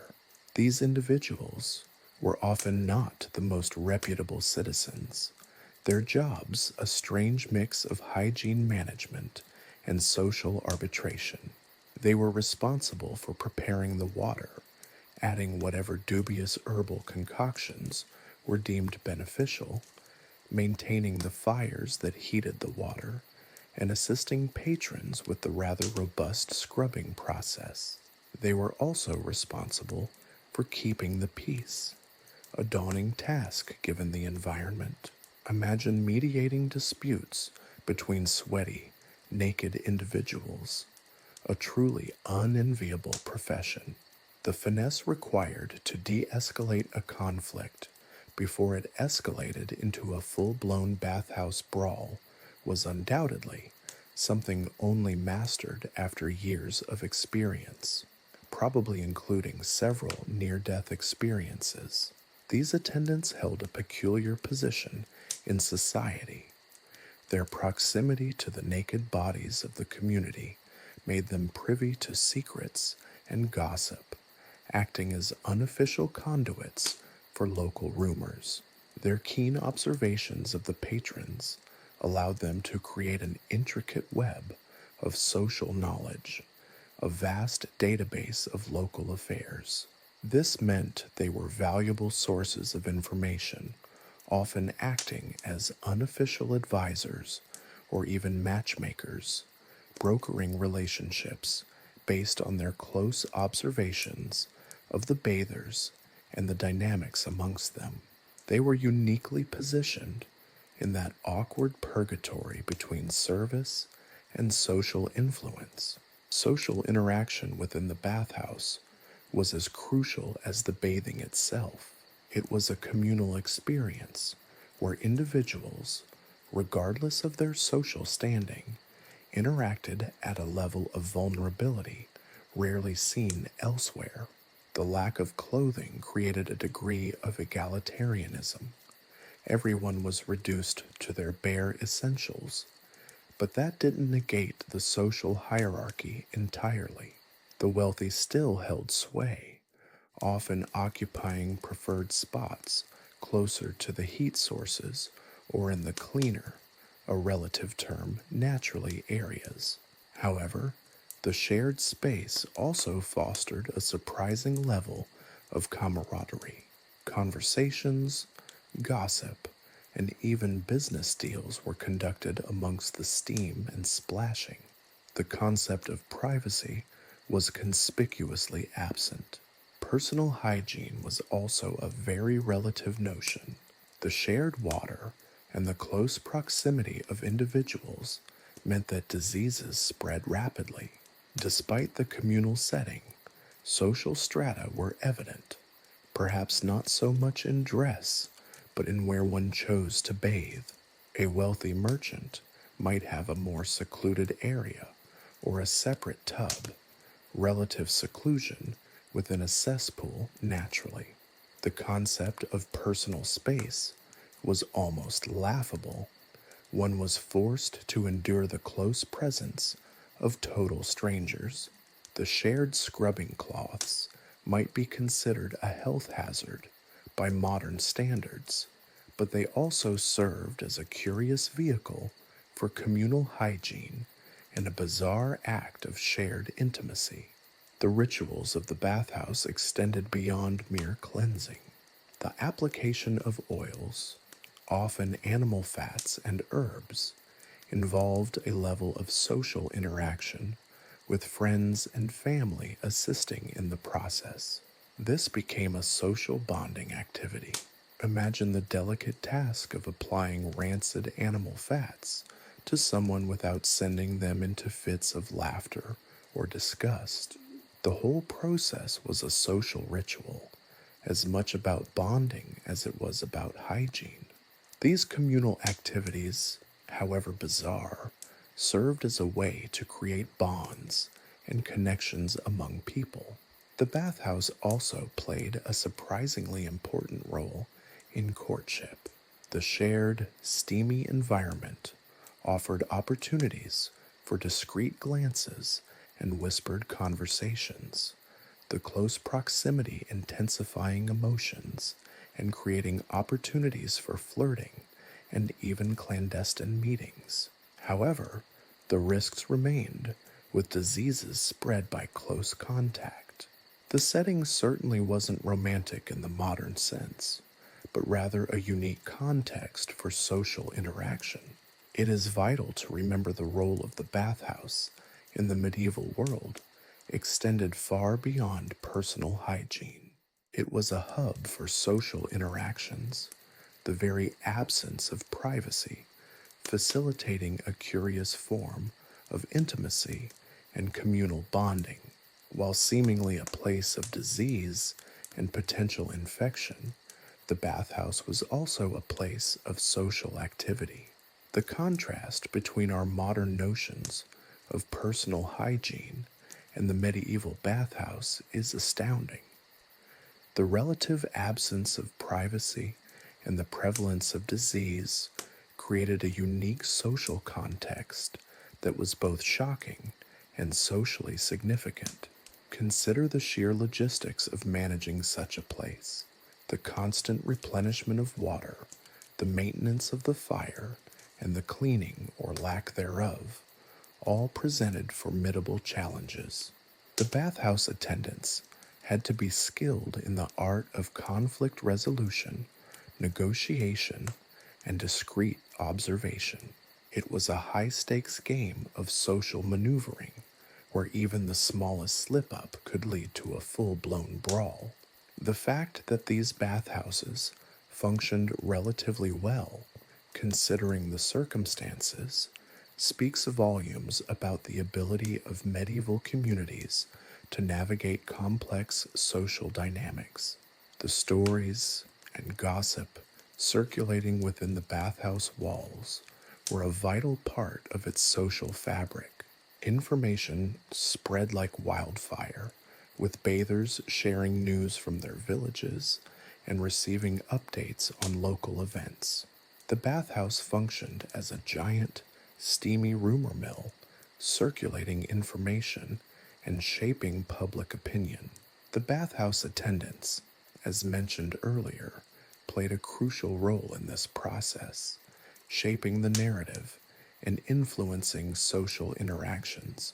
The exchange of information and rumors amongst patrons played a critical role in society. The impact on the community also extended beyond immediate social interactions. The regular use of the bathhouse, however dirty and potentially perilous, shaped the habits and health outcomes of the population. This practice, despite the obvious risks, formed part of daily life, shaping behaviors and influencing patterns of socialization.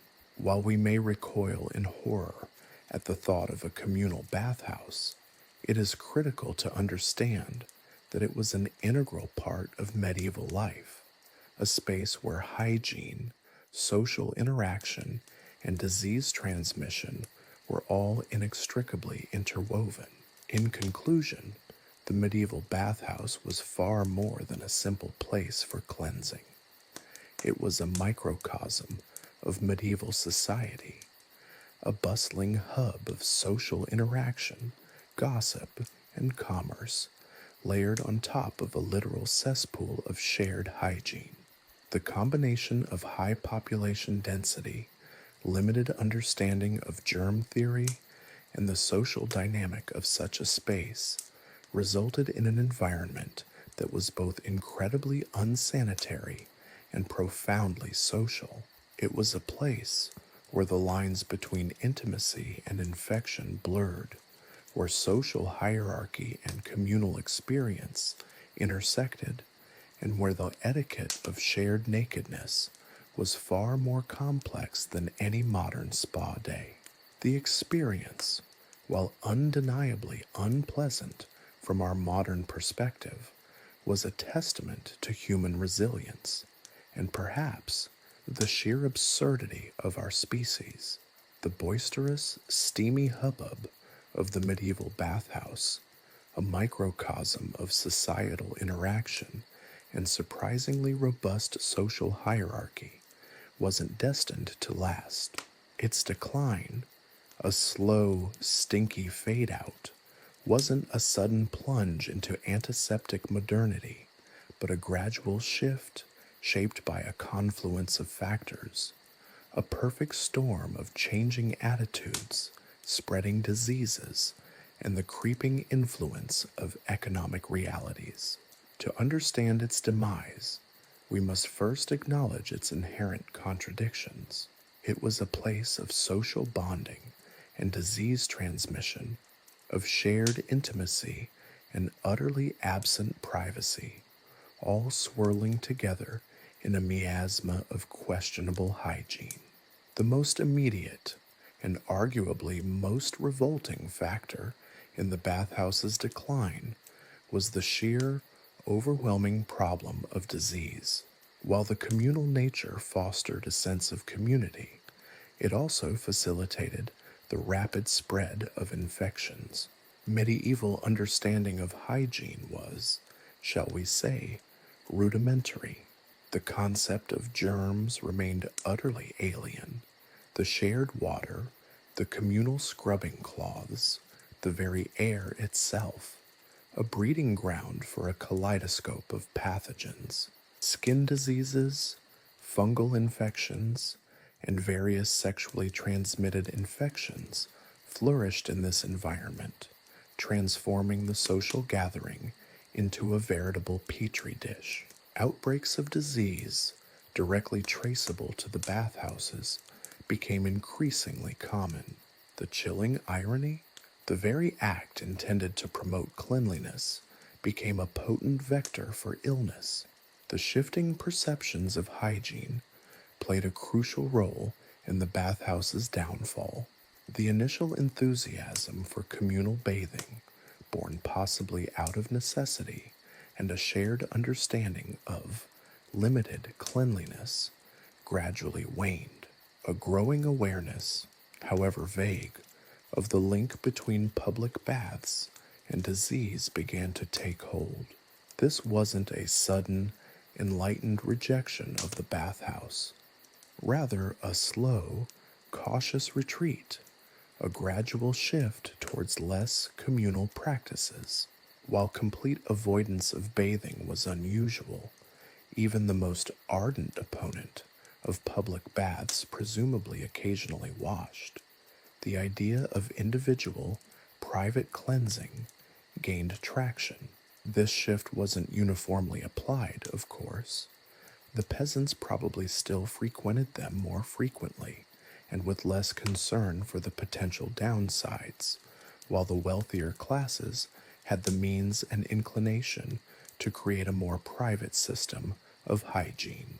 This change wasn't simply a matter of heightened awareness. It was also tied to evolving social attitudes. As the medieval period progressed, the concept of privacy, though still vastly different from our modern understanding, gained a certain cachet. The intense intimacy, the forced proximity of naked bodies in the communal bath began to feel increasingly uncomfortable and possibly indecent. The sheer lack of privacy in a bathhouse, once a source of social bonding, became a symbol of unwanted exposure and vulnerability. The notion of individualized cleanliness, even if still conducted with less than sterile techniques, offered an increased degree of personal autonomy and what passed for modesty in the medieval context. Economic factors also contributed significantly to the bathhouse's decline. Maintaining a public bathhouse was a costly undertaking. The continuous heating of vast quantities of water, the constant repair of structures ravaged by moisture and heavy use, and the employment of bath attendants all added up to a significant financial burden. As economic realities shifted, particularly in urban centers, The resources needed to maintain these establishments became increasingly scarce. The financial strain, coupled with the increasing apprehension regarding hygiene, led to the gradual closure of many public bathhouses. The economic realities simply made the maintenance of such establishments untenable. It became cheaper eventually to simply manage personal hygiene individually. The rise of private bathing options further accelerated the decline of public bathhouses. Wealthier individuals, increasingly concerned about hygiene and seeking greater privacy, began to build private bath facilities within their own homes. This development, though initially limited to the elite, gradually expanded its reach as better construction techniques and the increasing availability of plumbing made private baths more accessible. The availability of more private, less disease-ridden methods of cleaning made the public bathhouse increasingly less desirable. It's worth noting that these private baths were still far from sterile by today's standards, but the increased degree of control and reduced risk of infection made them preferable to the communal chaos of the public establishment. The eventual disappearance of the public bathhouse wasn't a sudden event, but rather a slow, multifaceted process. It was a story of evolving attitudes towards hygiene, the growing awareness of disease transmission, the changing social perceptions of privacy, and the economic pressures that made maintaining such establishments increasingly unsustainable. The once vibrant social hubs, teeming with life and gossip, eventually fell into disuse, leaving behind only echoes of their boisterous past. The decline of the public bathhouse marked a significant shift in medieval society, a move towards more individualized, albeit still imperfectly understood, concepts of hygiene and privacy.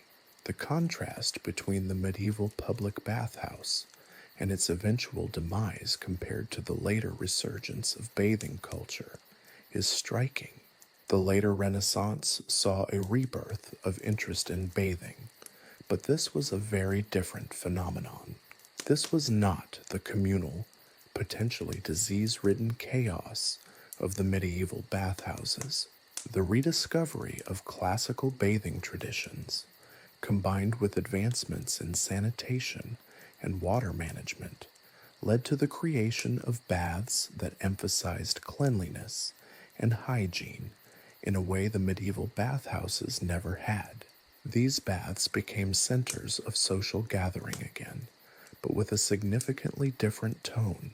While still places of social interaction, they emphasized a level of cleanliness that was unthinkable in the medieval period. The contrast is almost too great to make a comparison. It's akin to comparing a sewage treatment plant to a modern spa.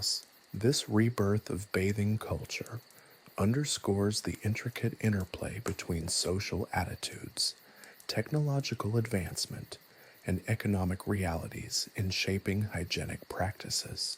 The decline of the medieval bathhouse wasn't a rejection of cleanliness itself.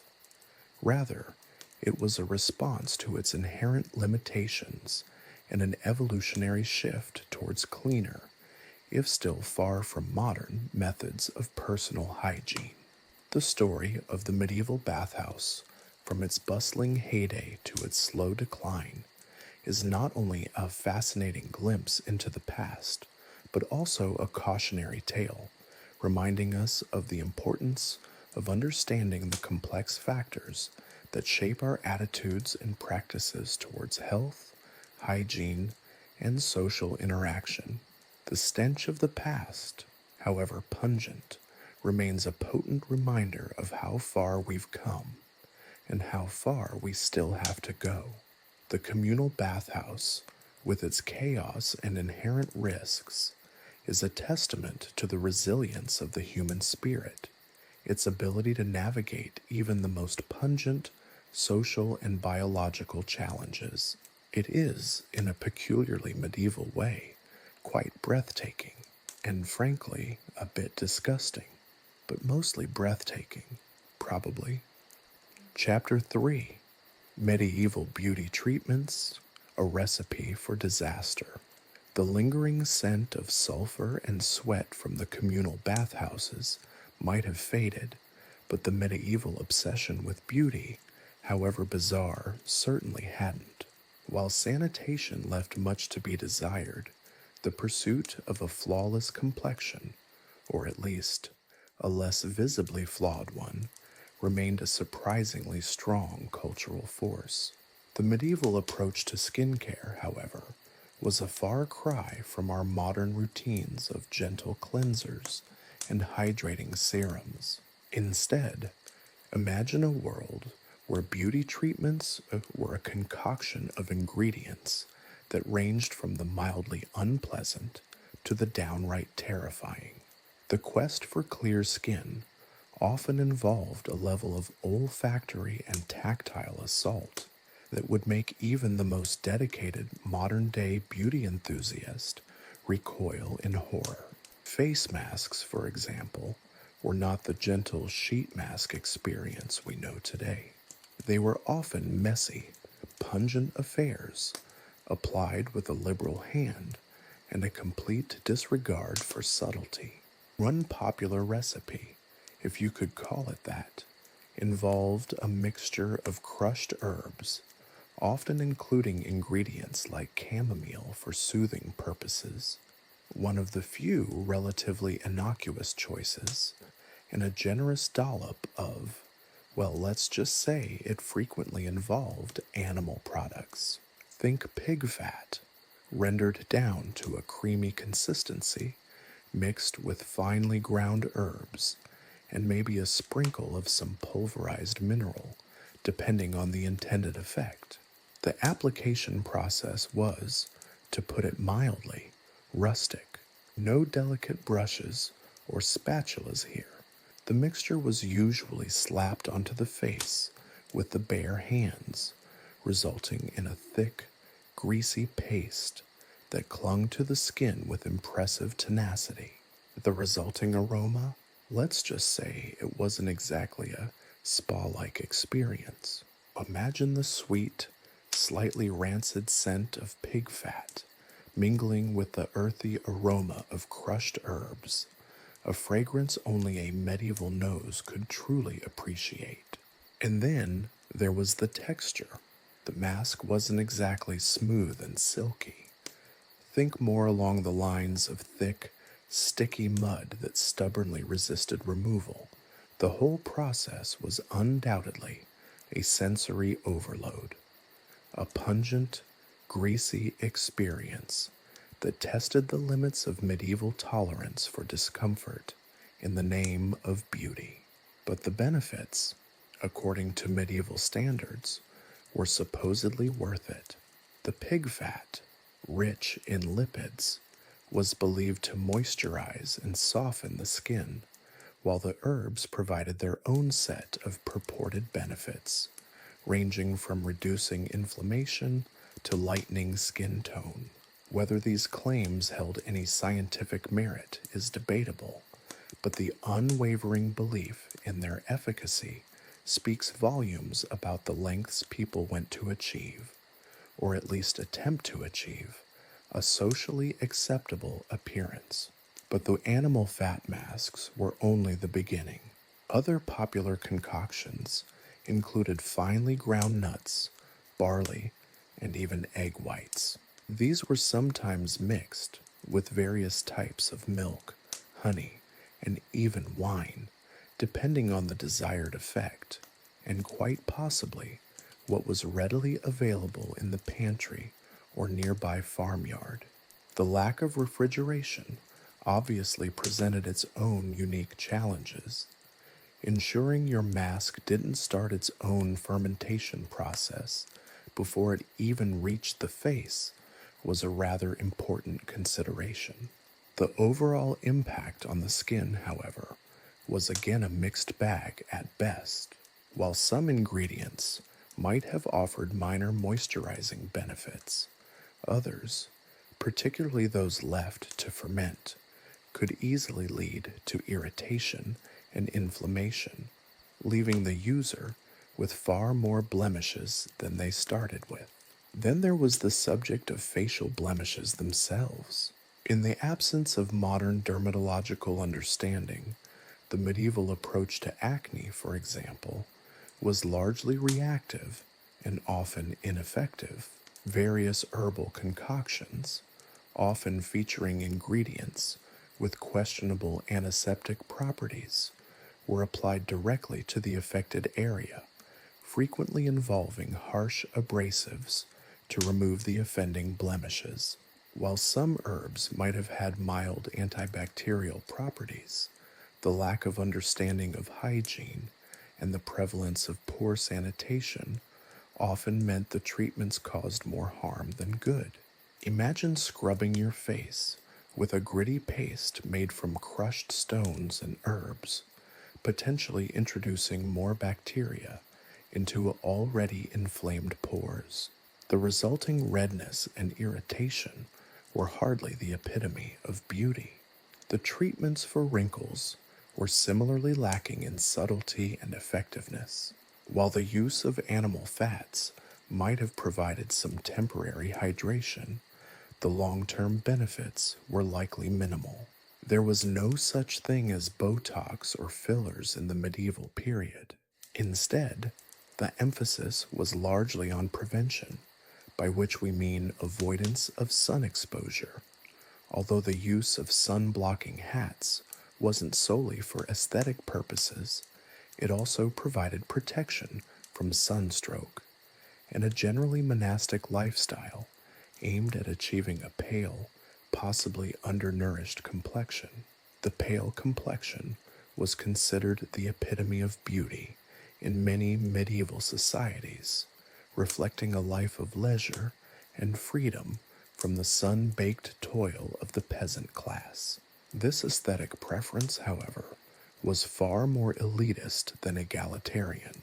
Beyond masks and spot treatments, the use of various cosmetic powders and pastes to improve complexion was common. These concoctions often involved white lead, a substance we now know to be highly toxic. The desire for a pale complexion led to the extensive use of this substance, despite its potentially dangerous side effects. The toxic effects of lead poisoning, ranging from fatigue and digestive issues to neurological problems and even death, were either completely unknown or disregarded in the pursuit of achieving what was considered an idealized beauty standard. This highlights the drastic disconnect between medieval beauty ideals and modern concerns about safety and health. The medieval pursuit of beauty often involved a calculated risk, a willingness to tolerate potential harm for the sake of a more aesthetically pleasing outcome. The application of these powders often involved the use of cloths or sponges, which were rarely washed regularly, leading to further opportunities for bacterial contamination. The overall hygiene of these practices was significantly lacking, making the very act of applying makeup a potential vector for infection. The resulting skincare routine was less skincare and more a game of risk assessment, a constant juggling act between the desire for a flawless complexion and the potential for serious health consequences. Even the hair removal techniques of the medieval period were, shall we say, adventurous. While plucking was a common practice for finer hairs, coarser hairs presented a more significant challenge. The use of sharp instruments, often crudely crafted, coupled with a lack of antiseptic techniques, made the process not only painful, but also significantly prone to infection. Imagine using a razor that had been used by dozens of others without proper sterilization, a truly horrific thought by modern standards. Similarly, depilatory creams, if they could even be called that, often contained corrosive chemicals that could severely irritate and damage the skin. The quest for smooth, hairless skin came at a price, quite literally a painful and potentially dangerous one. The medieval approach to beauty treatments stands as a testament to the ingenuity and often the sheer desperation of human beings in their pursuit of idealized aesthetics. While the ingredients and methods might seem barbaric and ineffective by modern standards, they highlight a cultural preoccupation with beauty that transcends time and societal norms. Their use also underscores the significant gap in knowledge about hygiene, health, and the long-term consequences of exposure to toxic substances. It is a cautionary tale of the pursuit of beauty, illustrating how cultural ideals can sometimes overshadow common sense and even basic safety precautions. The pungent, sometimes painful, often absurd world of medieval beauty treatments is a reminder of how far we've come and how grateful we should be for modern skincare practices. The stench of history, in this case, offers a valuable lesson, perhaps a little less pig fat and a whole lot more antiseptic would be preferable. The pursuit of a flawless complexion wasn't the only beauty preoccupation in the medieval world. Hair, too, was a canvas for elaborate styling and, in many cases, aggressive removal. Unlike the relatively painless and often subtle hair removal methods available today, medieval techniques were often brutal, relying on sharp objects and caustic substances that would make a modern esthetician blanch. For women, particularly those of the higher classes, the ideal was often a smooth, hairless forehead and eyebrows carefully shaped, reflecting the prevalent aesthetic of a pale, delicate face. Achieving this involved a combination of methods. Plucking was the most common technique for removing finer hairs, especially from the face. Tweezers, often made of bone or metal, were painstakingly used to extract individual hairs, a process that would have been tedious and undeniably painful, especially without the benefit of modern anesthetic creams. Imagine spending hours meticulously plucking stray hairs under candlelight, the only reward a slightly less hairy brow. Medieval depictions of women, particularly in illuminated manuscripts and tapestries, often show finely arched eyebrows, suggesting that this time-consuming practice was widely practiced among the elite. However, for coarser hair, plucking was insufficient. This is where things took a decidedly more adventurous and arguably barbaric turn. One method involved the use of sharp implements, ranging from simple knives to more specialized tools to shave or scrape away unwanted hair. These implements, however, were far from the sterile and precision-engineered razors we use today. Imagine a razor, possibly made of crudely sharpened metal, lacking any form of sterilization or even basic hygiene. The risk of infection must have been incredibly high. These were shared tools, used by multiple individuals without any thought to sanitation. A single nick could easily lead to a serious infection, a far cry from the minor irritations we experience with modern razors.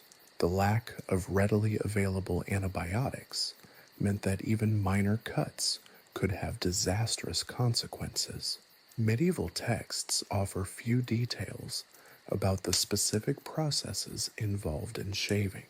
The very silence on this matter suggests that it was a common, if potentially dangerous, practice, with the details left unsaid because they were simply understood. The art of the time also gives only hints. The smooth foreheads depicted suggest hair removal, but the exact methods remain shrouded in the mists of time. Beyond shaving, some medieval sources hint at the use of depilatory creams or pastes. However, the composition of these substances remains largely unknown, and speculation about their contents ranges from relatively benign ingredients like quicklime to highly corrosive substances that could cause severe skin damage. One can only imagine the burning sensation that followed the application of such a potentially harsh substance. The concept of a depilatory cream that both removes hair effectively and doesn't leave your skin raw is an astonishingly modern one. In the medieval era, the trade-off between hair removal and painful skin irritation was often a gamble heavily weighted towards the latter. Hairstyling, on the other hand, showcased a greater level of artistry and sophistication, reflecting the social status and prevailing fashions of the time. Women, especially those from the wealthier classes, often wore their hair long, adorned with elaborate braids, intricate weaves, and various accessories. We see this in illuminated manuscripts and tapestries, where elaborate hairstyles are depicted with painstaking detail. Elaborate braids, sometimes incorporating ribbons, jewels, or even precious metals, were a clear sign of wealth and status.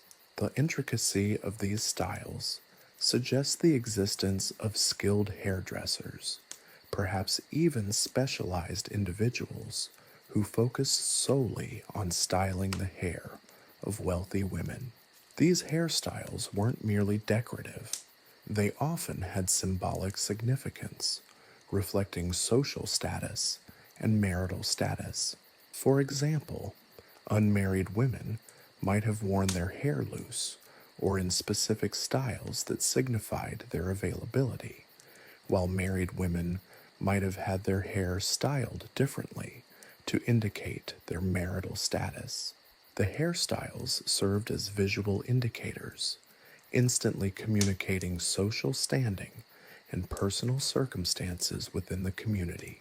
This is where the detailed information about hairstyles from medieval artwork truly comes into its own. The common hairstyles varied significantly across different social classes. Peasant women, whose lives were focused on manual labor, were likely to have worn their hair in practical styles, perhaps braided tightly or pinned up to keep it out of their way. Their hairstyles, in stark contrast to the elaborate styles of the nobility, would have been functional and less adorned. This difference in hairstyling emphasizes the clear class divisions in medieval society, highlighting how even something as seemingly trivial as hair could be a marker of social status. For men, the preferred style varied widely throughout the medieval period. Shorter styles were common among laborers and soldiers, while longer styles, sometimes elaborately curled or styled, were favored by the nobility and clergy. However, the prevalence of certain styles also depended on geographical location and prevailing fashions. Some men might have worn their hair long, possibly even with bangs reaching their eyebrows, while others might have opted for close-cropped styles, highlighting the diversity of styles that coexisted throughout the medieval world. This variance across different regions and social groups provides a glimpse into the intricate social fabric of medieval Europe. The tools and products used for styling hair in the medieval period were significantly different from those we use today. While brushes and combs existed, they were often made from simple materials, like wood or bone. They were less refined than our modern tools, and their use would have been less comfortable. The available cosmetics for hairstyling were also limited, most likely relying on natural products such as oils, herbs, and perhaps some dyes made from natural ingredients. These simple tools and products were in stark contrast to the vast array of hairstyling products available today. The use of dyes and other hair treatments was also common. Herbal dyes, along with various natural ingredients, were employed to color and condition hair. However, the results were likely less predictable and less permanent than those achieved with modern hair dyes. The available ingredients meant a more limited palette of hair colors, and the durability of these treatments was likely inferior. The medieval approach to hair coloring was, in a way, a gamble. It provided options for enhancing one's appearance, but with variable outcomes and less precision. In conclusion, the medieval approach to hair removal and styling reflects a complex interplay of cultural norms, social status, and available technology. The aggressive techniques used for hair removal stand in sharp contrast to the more sophisticated and less harmful methods available today. But the elaborate styles and the use of natural products and tools for styling showcase a considerable level of creativity and artistic expression. The exploration of medieval hair practices offers a valuable insight into the daily lives of people in the medieval world, providing a detailed lens through which to examine the complex social dynamics and aesthetic preferences of the era. The contrast between the often painful and dangerous practices of hair removal and the creative and sophisticated styles highlights the contradictions inherent in the medieval pursuit of beauty. The pursuit of beauty in the medieval period extended beyond hair removal and styling. It encompassed a fascinating and often alarming world of cosmetics and makeup. Forget the carefully curated palettes and scientifically formulated products of today. Medieval cosmetics were a far more haphazard affair, a blend of natural ingredients, some beneficial, many questionable, and a few downright dangerous. The resulting aesthetic, though perhaps not always pleasing to the modern eye, reflected the cultural values and available resources of the time. The foundation of most medieval makeup was a quest for that elusive, aristocratic pallor. In a time when a sun-kissed complexion suggested a life of manual labor, a pale face was synonymous with wealth and leisure. Achieving this ethereal whiteness involved a range of techniques, some surprisingly sophisticated, others less so. White lead, a highly toxic compound, was a popular ingredient in face paints and powders. Its use, though undoubtedly hazardous to health, provided a remarkably effective whitening effect, albeit at a considerable cost. Chronic exposure to lead could lead to a range of debilitating health problems, including paralysis, infertility, and even death. Yet its popularity persisted, a testament to the medieval obsession with pale skin. Think of the layers of white lead applied to the face like a medieval version of a toxic foundation, a beauty regime as likely to cause illness as enhance looks. Beyond white lead, other ingredients were used to achieve the desired pallor. Chalk, for example, was a readily available and far less toxic alternative. Ground almonds and other finely powdered substances also found their way into face paints, offering a gentler, if less effective, alternative to lead-based products.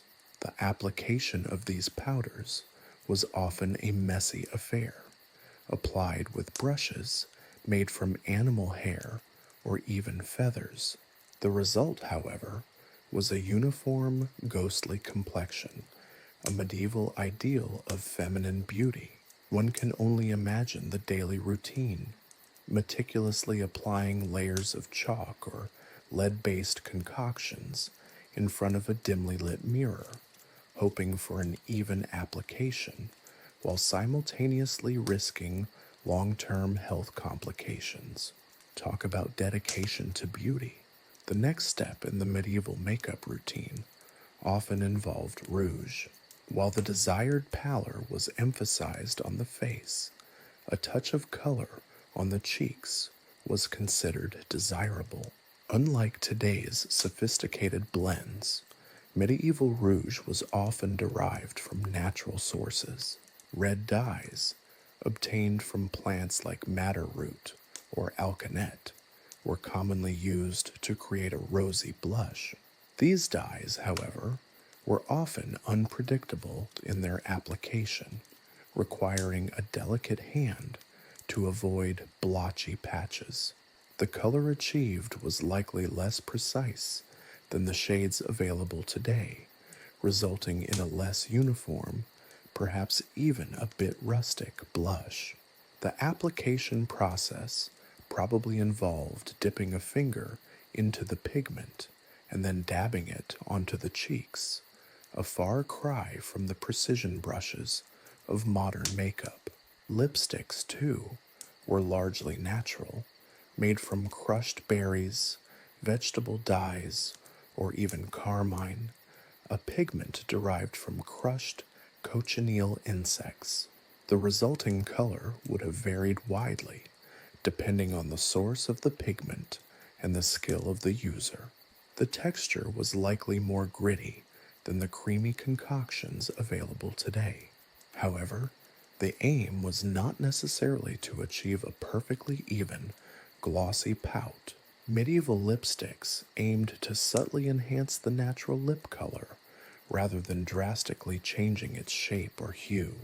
The use of natural ingredients in lipsticks makes one wonder about the lasting power of the color, a brief touch of nature fading as quickly as the flowers themselves.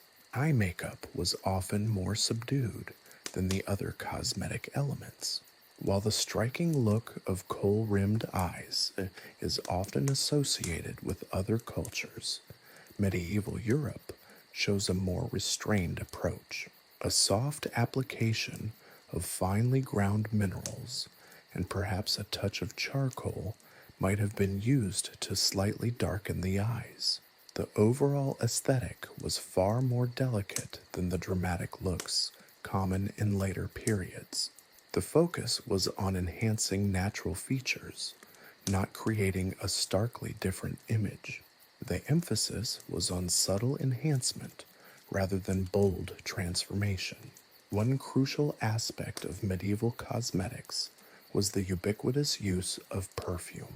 In a time when bathing was less frequent and personal hygiene practices varied, perfume served as a crucial tool for masking unpleasant odors. These perfumes were not the delicately blended scents of modern perfumery. Instead, they often relied on strong, pungent ingredients like herbs, spices, and flowers. Recipes for these medieval perfumes were commonly passed down through families or guilds, leading to a diverse range of scents. The aromas were often intense and heady, a far cry from the more subtle scents we favor today. Imagine walking through a medieval town, a whirlwind of potent herbal and floral scents designed to combat the reality of less than hygienic environments. The social and cultural implications of makeup use in the medieval period were complex. While the use of cosmetics was not universally accepted, its presence reveals underlying attitudes toward beauty and social status. Wealthy women, particularly those within the nobility and aristocracy, were more likely to have access to the finer ingredients and specialized preparations for cosmetics. The use of elaborate makeup could signal social status and wealth, creating a visual language of class and distinction. The pale face, carefully applied rouge, and subtle lip color created a specific aesthetic, reflecting the ideal of beauty within the upper class.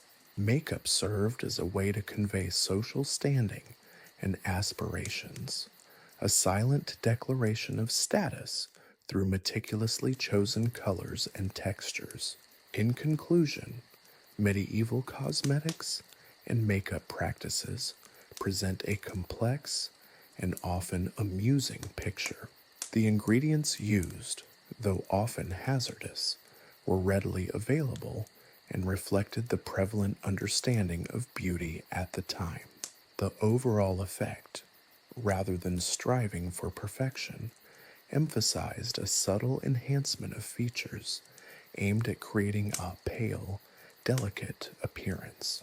The combination of lead-based paints, herbal rouges, and pungent perfumes offers a window into a world far removed from our modern standards of beauty, highlighting a remarkable contrast between past and present ideals.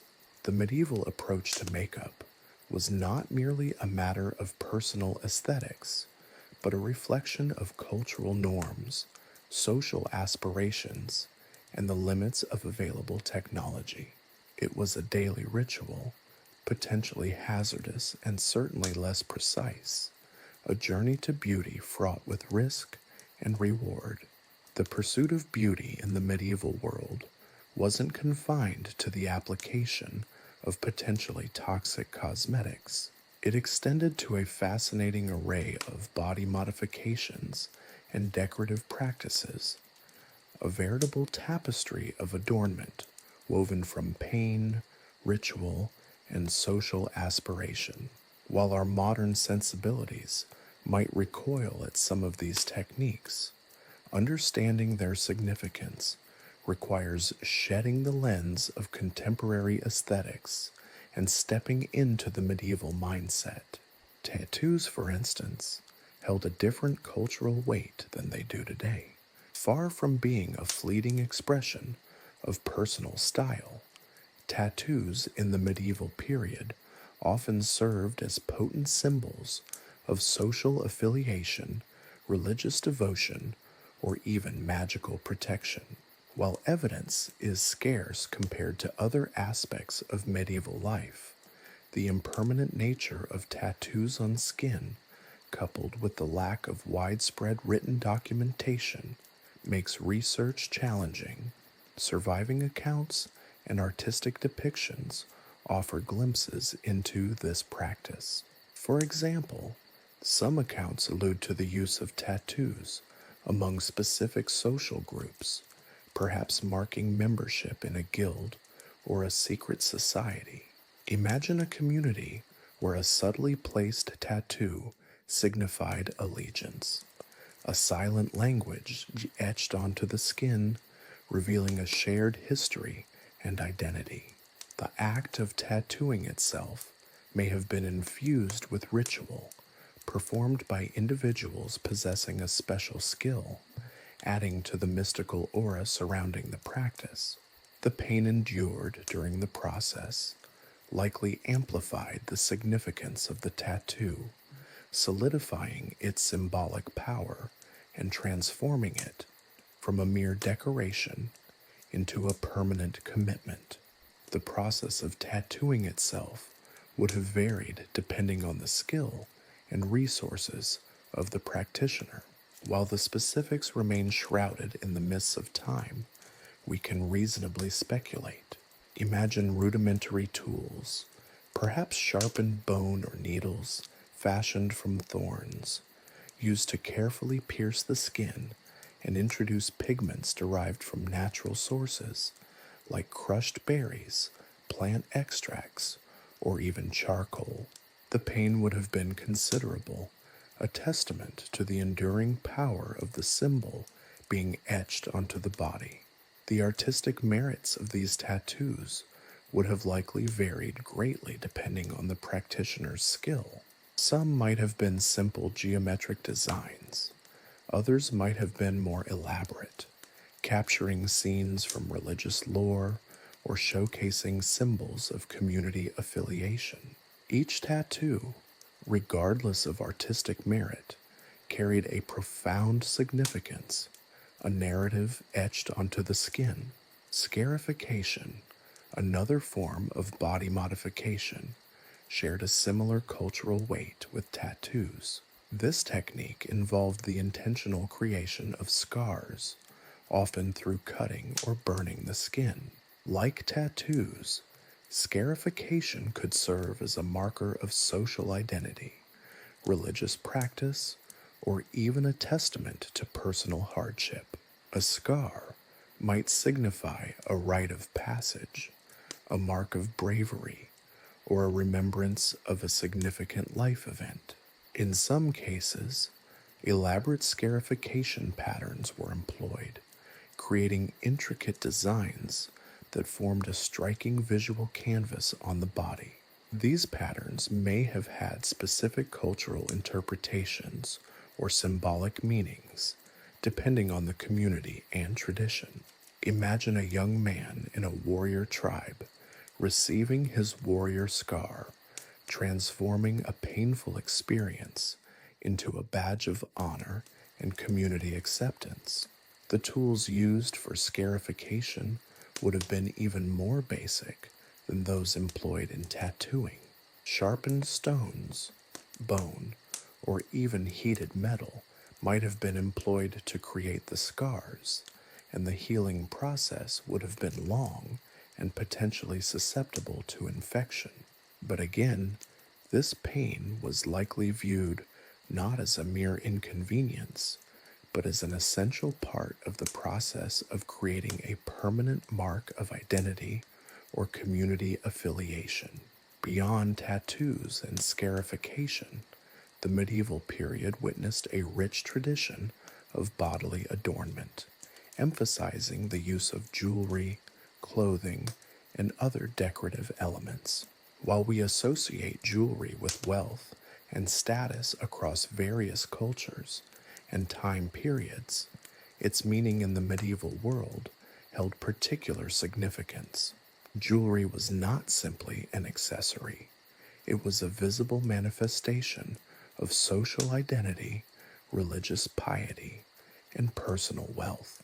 Precious metals like gold and silver were favored, along with precious stones like pearls, rubies, and emeralds, which served as indicators of high social standing.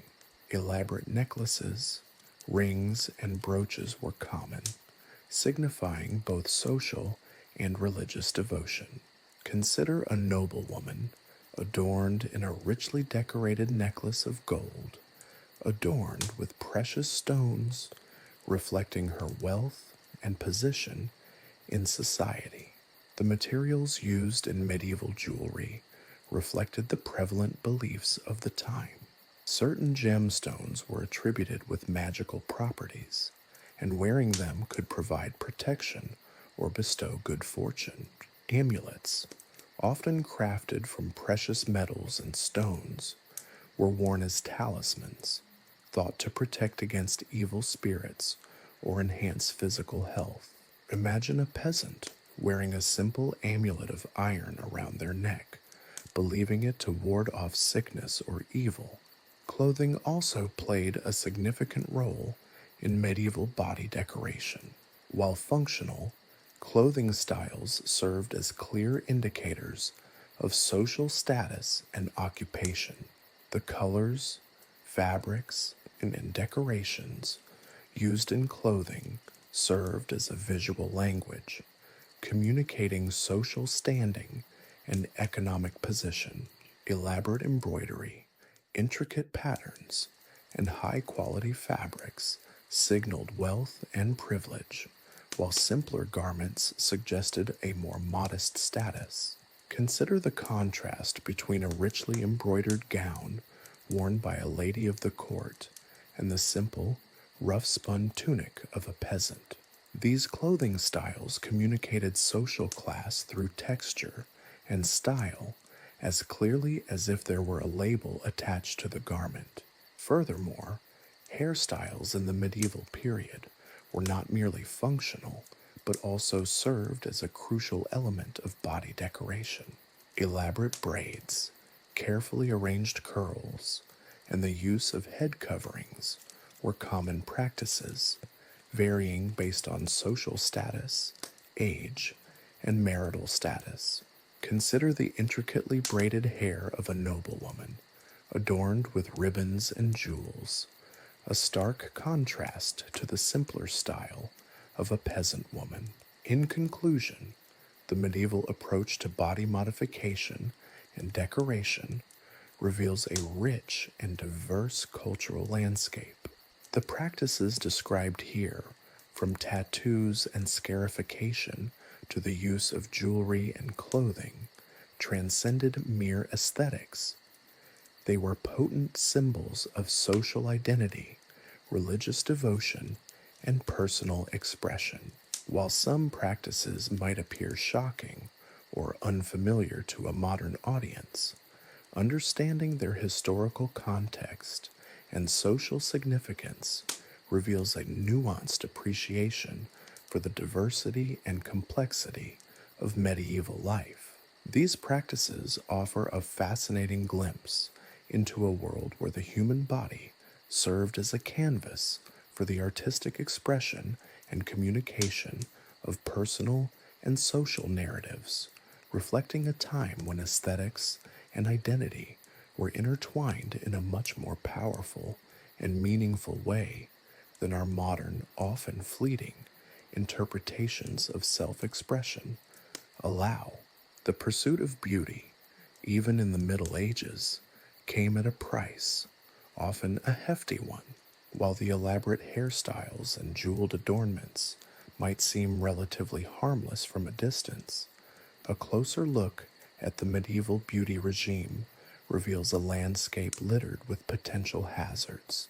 The ingredients themselves, sourced from the natural world with little to no understanding of chemical properties or sterilization, posed a significant threat.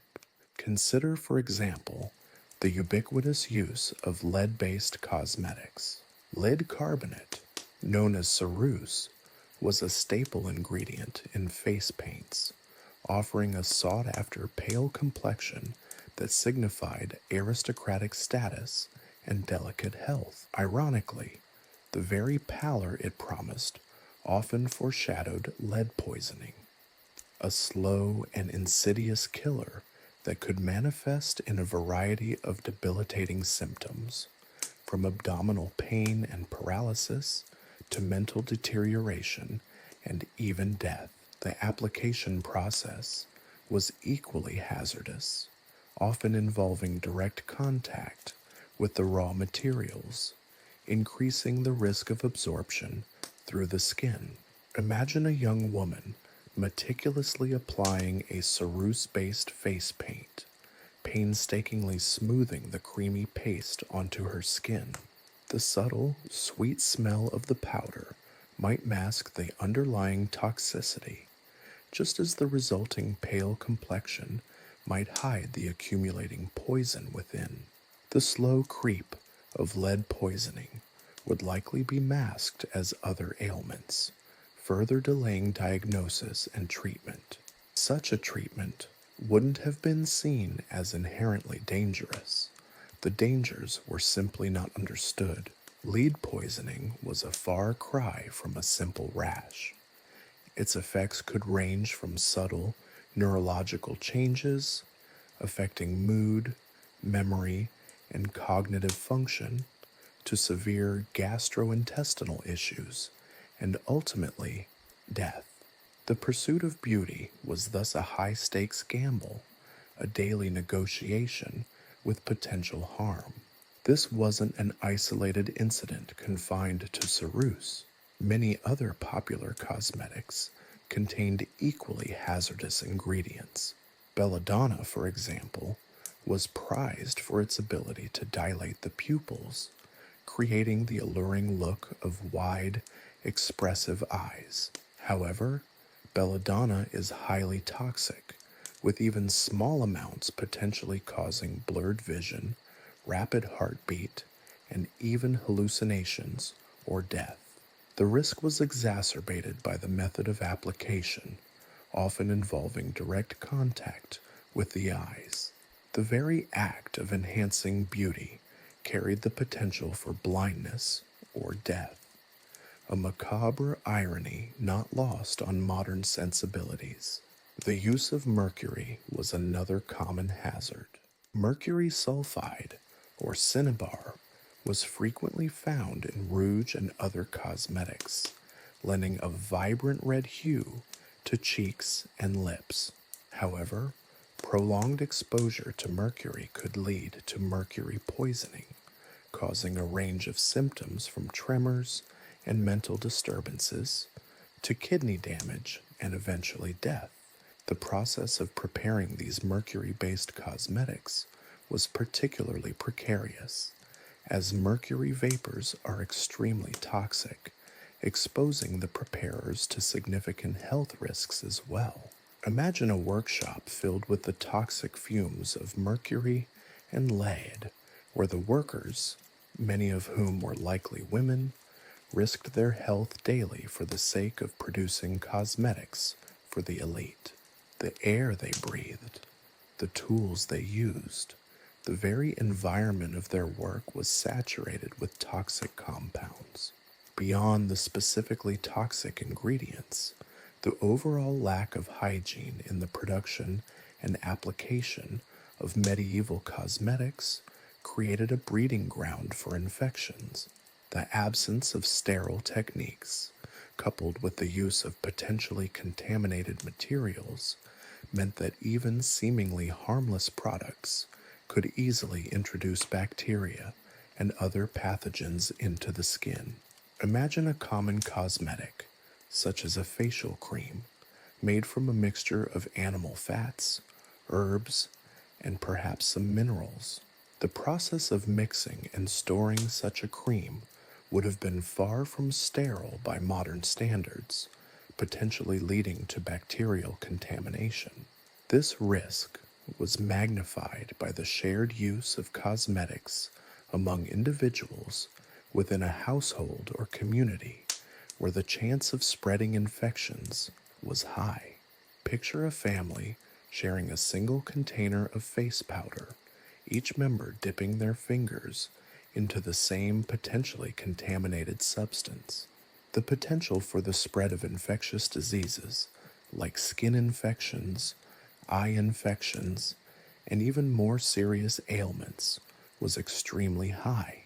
The lack of understanding of germ theory further compounded the problem, making the prevention and treatment of such infections extremely challenging.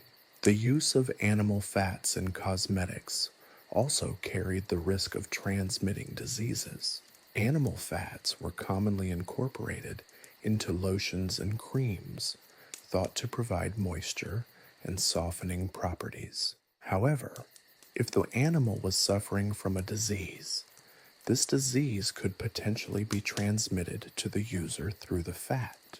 Imagine a cream made from the fat of a diseased animal. The use of such a cream could result in the transmission of various infections, depending on the disease the animal was suffering from.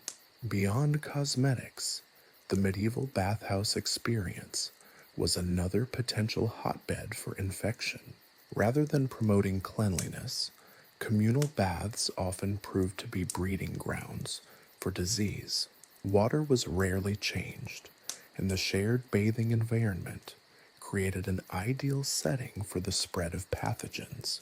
Imagine a crowded bathhouse filled with the sweat, grime, and potentially infectious bodily fluids of numerous individuals. The conditions were far from sanitary, making infection a near certainty. The lack of understanding of disease transmission, combined with the social norm of communal bathing, made these places sites of widespread disease transmission. Infectious diseases, like syphilis and scabies, were likely spread easily in these environments. The medieval pursuit of beauty, therefore, wasn't just about aesthetics. It was a daily balancing act between desired effects and potential harm. The lack of understanding of basic hygiene and toxicology led to widespread use of dangerous substances with potentially fatal consequences. While we may laugh at the seemingly absurd practices of the past, it's crucial to remember that these medieval beauty treatments reflect the limitations of the era's knowledge and resources, and often had quite serious implications for their users. The pursuit of beauty, even today, comes with potential risks. In the Middle Ages, those risks were significantly magnified by ignorance, lack of technology, and a profound misunderstanding of the very nature of hygiene.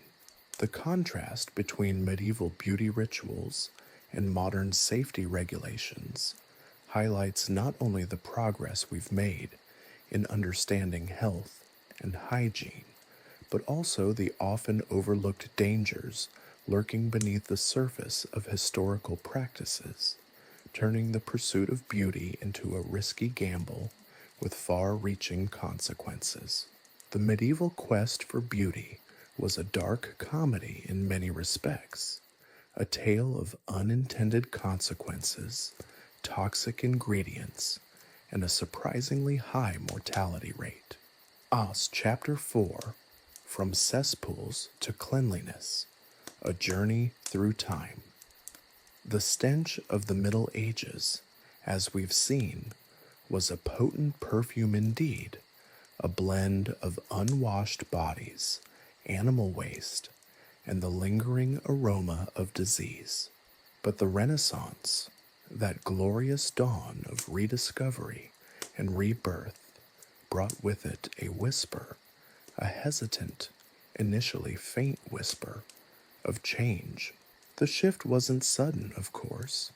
It wasn't as if someone flipped a switch and suddenly everyone started showering daily.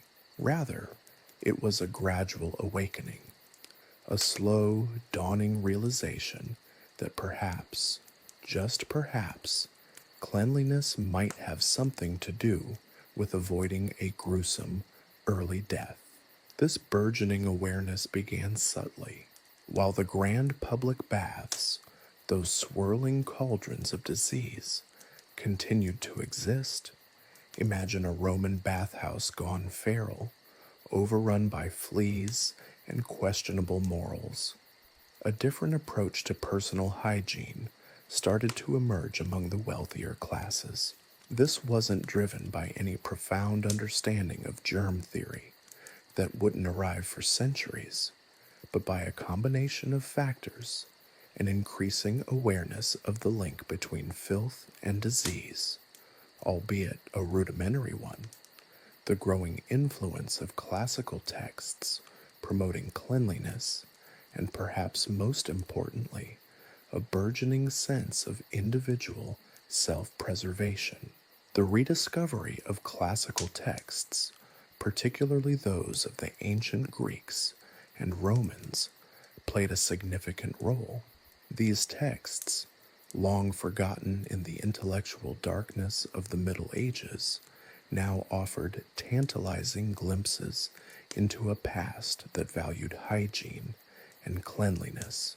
Suddenly, the practice of regular bathing wasn't seen as a foolish indulgence, potentially incurring divine wrath, but as something closer to a sophisticated lifestyle choice. Of course, The Renaissance understanding of hygiene was still far from our own. The idea of sterilizing water or instruments was light years away. Yet the shift in perspective was crucial. This change, however, wasn't universal. The practical challenges remained formidable. Clean water was a precious commodity, especially in densely populated urban areas. The concept of piped water systems was still a distant dream for most. Even for those with access to water, the lack of effective cleaning agents hampered progress. Soap, while used, was often crude and ineffective, more likely to leave behind a greasy residue than a sparkling clean. Forget the fragrant, lathering experiences of modern showers. The Renaissance equivalent was a far cry from the luxurious spa experience. Think more along the lines of a brisk rub-down with slightly soapy water, followed by the application of heavy, often perfumed oils or powders to mask any lingering odors. Alongside this gradual shift in personal hygiene, a nascent understanding of disease transmission began to take root. While the germ theory remained undiscovered, the connection between filth and illness was becoming increasingly apparent. Observations of plague outbreaks, for instance, started to fuel speculation about the role of unsanitary conditions in spreading disease. The horrifying spectacle of rotting corpses piled high in streets, a common sight in plague-ridden cities, couldn't be ignored indefinitely.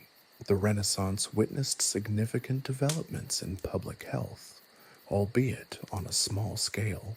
Some cities began to implement rudimentary sanitation measures, such as the construction of sewers, albeit often inadequate ones, that merely diverted waste from one area to another. The concept of regular street cleaning, while hardly commonplace, started to gain traction. It's easy to scoff at the limited nature of these early improvements. However, considering the context, the shift was significant. The role of the burgeoning medical profession in this transition was ambivalent at best.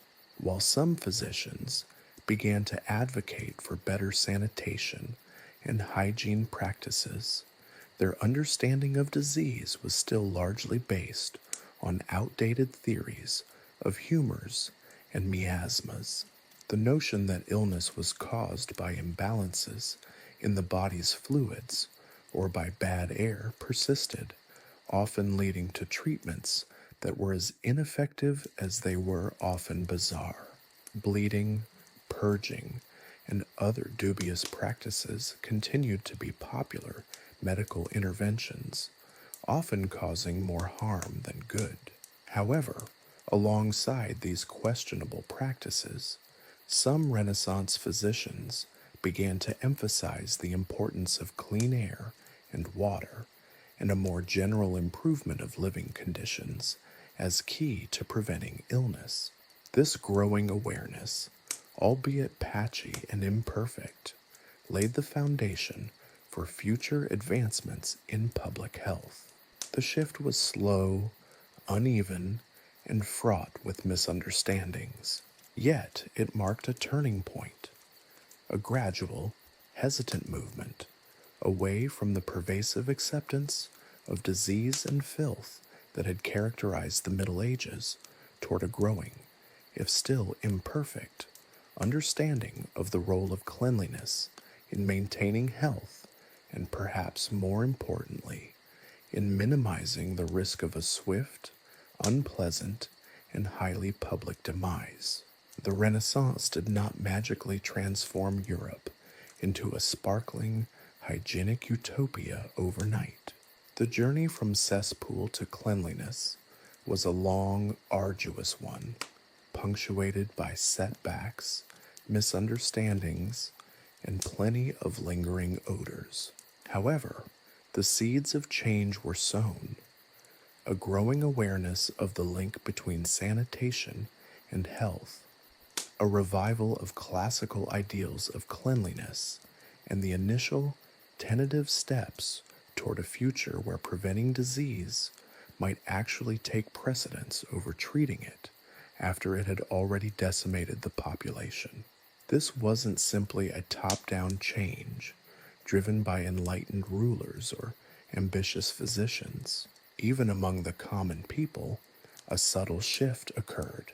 The relentless pressure of disease, coupled with the growing availability of somewhat better soap and the increased emphasis on personal cleanliness in certain social circles, began to alter habits and attitudes.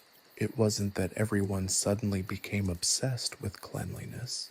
The concept of daily bathing was still far from common. The change, however, was a notable shift away from the acceptance of filth and disease as immutable realities. The stench might not have completely disappeared, but it was starting to become, dare we say, slightly less overwhelming. Consider the example of urban planning. While medieval cities were chaotic labyrinths of narrow, unsanitary streets, the Renaissance saw a gradual, and often partial, move towards more organized city layouts. This wasn't necessarily driven by a desire for cleanliness per se, but rather by a need for better traffic flow, military defensibility, and a growing appreciation for aesthetics. Yet, thus changes unintentionally improved living conditions, leading to better ventilation and reduced overcrowding, indirectly contributing to improved sanitation and a decline in the spread of infectious diseases. The Renaissance's approach to cleanliness also involved a rather ironic twist: the use of strong perfumes and powders to mask rather than eliminate unpleasant body odors. This practice, which had roots in the Middle Ages, persisted well into the Renaissance, highlighting the fact that the understanding of hygiene wasn't necessarily equivalent to the actual practice of it. The very concept of cleanliness itself was undergoing a transformation. It was no longer simply the absence of visible dirt, but involved the concealment of unpleasant smells. Think of it as a precursor to modern air fresheners, masking a problem rather than solving it. A testament to the often paradoxical nature of historical progress. The shift towards improved hygiene in the Renaissance wasn't a linear progression. It was a complex process driven by a multitude of interconnected factors: intellectual curiosity, practical necessity, social pressures, and a growing, though still rudimentary, understanding of disease transmission. There were both successes and failures. Many Renaissance practices, viewed through the lens of modern hygiene, would seem ludicrous or even dangerous. But the crucial point is that a change had begun. A slow, uneven, and often contradictory shift in attitudes and practices that ultimately paved the way for the significant advancements in sanitation and public health that would come in later centuries. The journey from the truly appalling hygiene of the Middle Ages to our relatively cleaner and safer modern world was a long and winding one, a process which saw its first hesitant steps during the vibrant and often contradictory era of the Renaissance. The Renaissance was, in its own way, a fragrant, if slightly off-putting, precursor to the clean living we enjoy today. The lingering scent of that earlier era, however, reminds us that our current levels of hygiene are the result of centuries of struggle, understanding, and perhaps most importantly, a gradual shift in our collective attitude towards cleanliness and disease. The Renaissance, with its rediscovery of classical learning and its burgeoning spirit of inquiry, laid some crucial groundwork, but it was the scientific revolution that truly began to unravel the mysteries of disease and sanitation. The shift wasn't a sudden dramatic upheaval, but rather a gradual accumulation of knowledge, painstaking observation, and, let's be honest, a fair amount of happy accidents and fortunate guesses. The medieval belief in miasmas, those noxious clouds of bad air thought to be the cause of disease, began to crumble under the weight of empirical evidence.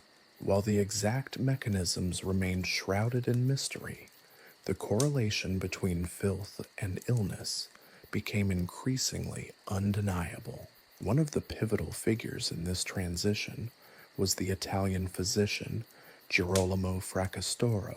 In his 1546 treatise De Contagione et Contagiosis Morbis, Fracastoro proposed a radical idea that contagious diseases were spread not by bad air, but by tiny invisible particles that could be transmitted from person to person or through contaminated objects. This wasn't germ theory as we understand it today, but it was a crucial step in the right direction, a suggestion that disease could be transmitted through physical contact, rather than simply by the air alone. His ideas, though revolutionary, were largely ignored for a century, illustrating the stubborn resistance to new ideas, even when presented with compelling arguments. Imagine trying to convince a medieval physician that washing hands might be a good idea. The very concept would likely have been seen as absurd or even heretical. The invention of the microscope in the 17th century provided a literal magnification of this nascent understanding. Although the technology was rudimentary by modern standards, early microscopists like Antony van Leeuwenhoek were able to observe previously unseen worlds teeming with microorganisms. Van Leeuwenhoek's meticulous observations of bacteria and other microbes were initially met with skepticism, but they gradually began to shift the scientific landscape. These tiny creatures, invisible to the naked eye, were revealed to be ubiquitous, lurking in water, soil, and most importantly, on human bodies. While the connection between these microorganisms and disease wasn't immediately understood, their existence provided compelling evidence to challenge the old theories of miasmas. Suddenly, the notion that disease might be caused by something invisible, something far smaller and more pervasive than bad air, gained credibility. The work of Edward Jenner in the late 18th century provided perhaps the most dramatic example of the practical applications of this burgeoning scientific understanding. Jenner's development of the smallpox vaccine was a landmark achievement, a triumph of observation and experimentation. He observed that milkmaids who contracted cowpox, a milder disease related to smallpox, were subsequently immune to smallpox.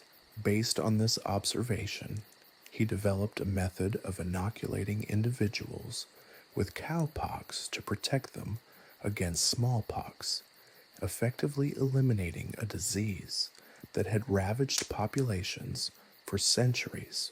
While Jenner's method lacked the sophisticated understanding of germ theory that would come later, it represented a giant leap forward in the fight against infectious diseases, a clear demonstration that diseases could be prevented, not just treated. This newfound knowledge didn't immediately translate into widespread improvements in hygiene. The transition was a gradual, uneven process riddled with misconceptions and setbacks. The dissemination of this knowledge was hampered by limited communication networks and a lingering resistance to change. Many people clung to traditional beliefs, despite mounting evidence to the contrary. Imagine the uphill battle of persuading a population accustomed to centuries of open sewers and communal latrines to adopt new, cleaner habits, a battle that would span centuries. The development of effective sanitation systems played a critical role in improving public health. The construction of modern sewers, water treatment plants, and waste disposal systems was a complex engineering undertaking, requiring both scientific knowledge and substantial financial investment. Early sanitation efforts often faced significant obstacles, including technological limitations and political resistance. Imagine the logistical nightmare of coordinating the construction of sewer systems in densely populated medieval-style cities, each street a maze of narrow, winding paths, and the inhabitants deeply resistant to change. The development of effective disinfectants was another significant advance. While the understanding of germ theory was still incomplete, the discovery of compounds that could kill bacteria and other microbes offered a practical way to control the spread of infection. This represented a significant step beyond the rudimentary attempts at cleanliness that had characterized earlier periods. Suddenly, there was a practical way to deal with the invisible enemies that had plagued humanity for millennia. The gradual adoption of hand washing became a crucial part of the drive towards better hygiene. This seemingly simple practice, now taken for granted, was a revolutionary change, reducing the transmission of infectious diseases dramatically. Yet the widespread adoption of this practice faced considerable resistance and took years, even centuries, to become commonplace. The idea that washing your hands could prevent disease was radical, and it took time for this knowledge to gain acceptance across all strata of society. Consider, for example, the entrenched practices of surgeons who, until relatively recently, performed operations without washing their hands, leading to horrific infection rates. The evolution of personal hygiene was a slow and complex process, mirroring the broader changes occurring in public health. Improvements in soap making led to more effective cleaning agents, enabling people to achieve a higher level of personal cleanliness than had ever been possible before. The introduction of indoor plumbing in the 19th and 20th centuries made regular hand washing and bathing significantly more convenient, leading to further improvements in public health. However, the widespread adoption of these changes varied considerably across different social classes and geographical locations. The scientific revolution's impact on hygiene was far-reaching and transformative. It wasn't a sudden revolution, but a gradual process of discovery, innovation, and social change.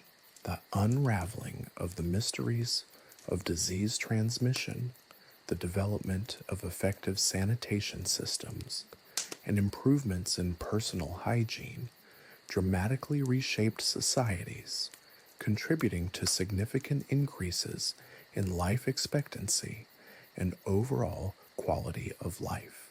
While the journey from the appalling hygiene of the medieval era to the relatively clean, if not entirely germ-free world we inhabit today was a long and winding one, the scientific revolution provided the intellectual and technological tools that paved the way for this remarkable transformation. The lingering aroma of that earlier era, however, serves as a constant reminder of how far we have come and of the ongoing challenge of maintaining public health in the face of new and evolving threats. The fight for cleanliness, it turns out, is a never-ending battle, a war against microscopic enemies that continues to this day. The 19th century dawned, and with it, a revolution in understanding the unseen enemies that had plagued humanity for millennia. The miasma theory, that noxious cloud of bad air, finally began its long-deserved decline. While the stench of overflowing cesspools certainly contributed to a less than pleasant atmosphere, scientists were beginning to suspect something far more insidious. Microscopic organisms, invisible to the naked eye, were the true culprits behind many diseases. This revelation, born from painstaking laboratory work and fueled by the increasingly powerful lens of the microscope, would irrevocably alter the course of hygiene and public health. The birth of germ theory is a fascinating story of incremental discoveries and brilliant deductions, not unlike piecing together a particularly gruesome medieval tapestry. Robert Koch, a German physician, meticulously demonstrated the link between specific microorganisms and specific diseases. His work on anthrax, tuberculosis, and cholera provided irrefutable evidence of the role of bacteria in causing illness. Koch's postulates, a set of criteria for establishing a causal relationship between a microbe and a disease, became the gold standard for microbiological research. Imagine the sheer audacity of such a claim, that something so tiny, invisible to the naked eye, could wreak such havoc on the human body.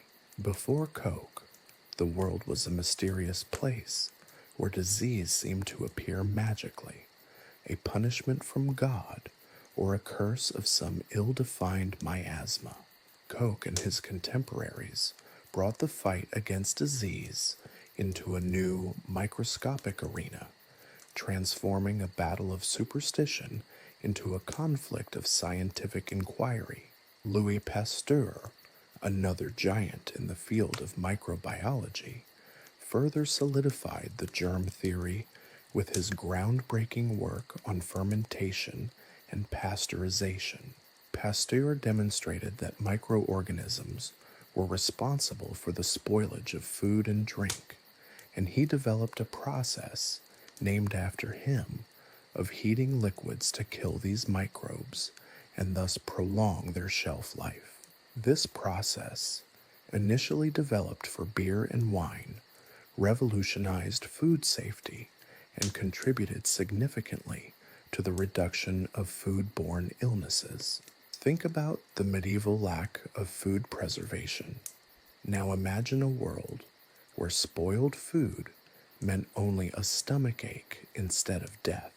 Pasteur's contributions were not just about food preservation. He also made significant strides in understanding infectious diseases and the development of vaccines against various illnesses. His contributions to public health are nothing short of extraordinary. The implications of germ theory were profound. Suddenly, the focus shifted from vague notions of bad air to the identification and control of specific pathogens. This understanding paved the way for the development of effective treatments and preventative measures. The antiseptic revolution, led by Joseph Lister, a British surgeon, dramatically improved surgical outcomes. Lister, inspired by Pasteur's work, insisted on the sterilization of surgical instruments and the use of antiseptic solutions to prevent infection. Before Lister, surgery was a brutal, often fatal affair. The infection rate after operations was horrifyingly high, with many patients succumbing to sepsis rather than the initial condition. Imagine surgeons operating with unwashed hands and instruments caked in the detritus of previous operations. Not a pleasant thought, even for those with the most resilient stomachs. Lister's innovations, initially met with resistance, transformed surgery into a considerably safer procedure, saving countless lives. The development of modern sanitation systems complemented the advancements in medical understanding. The construction of sewage systems, water treatment plants, and waste disposal facilities was a monumental undertaking, requiring sophisticated engineering and significant investment. These improvements were not merely about aesthetic appeal, they were a crucial step in the fight against infectious diseases. Imagine the difference between a medieval city with its open sewers and overflowing latrines and a modern city with its carefully managed waste disposal systems. The improvement in public health is astounding. Before the advent of these systems, the spread of diseases like cholera and typhoid was rampant. These diseases, often spread through contaminated water and food, devastated populations across the globe. The construction of efficient sanitation systems dramatically reduced the incidence of these diseases, leading to significant increases in life expectancy and overall quality of life. The 20th century saw an acceleration of these trends. The development of antibiotics, beginning with the discovery of penicillin by Alexander Fleming in 1928, represented a paradigm shift in the treatment of bacterial infections. Penicillin, initially a serendipitous discovery, proved incredibly effective against a wide range of bacterial pathogens. Imagine the transformative power of a substance able to kill bacteria that had previously been impervious to treatment.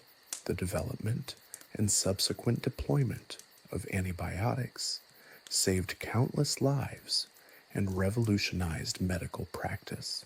However, the widespread and often reckless use of antibiotics has led to the rise of antibiotic-resistant bacteria, highlighting the ongoing battle between humanity and microscopic foes.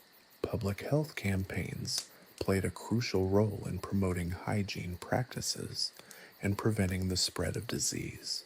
These campaigns targeted a wide range of behaviors, from hand washing and proper food handling to vaccination and safe sexual practices.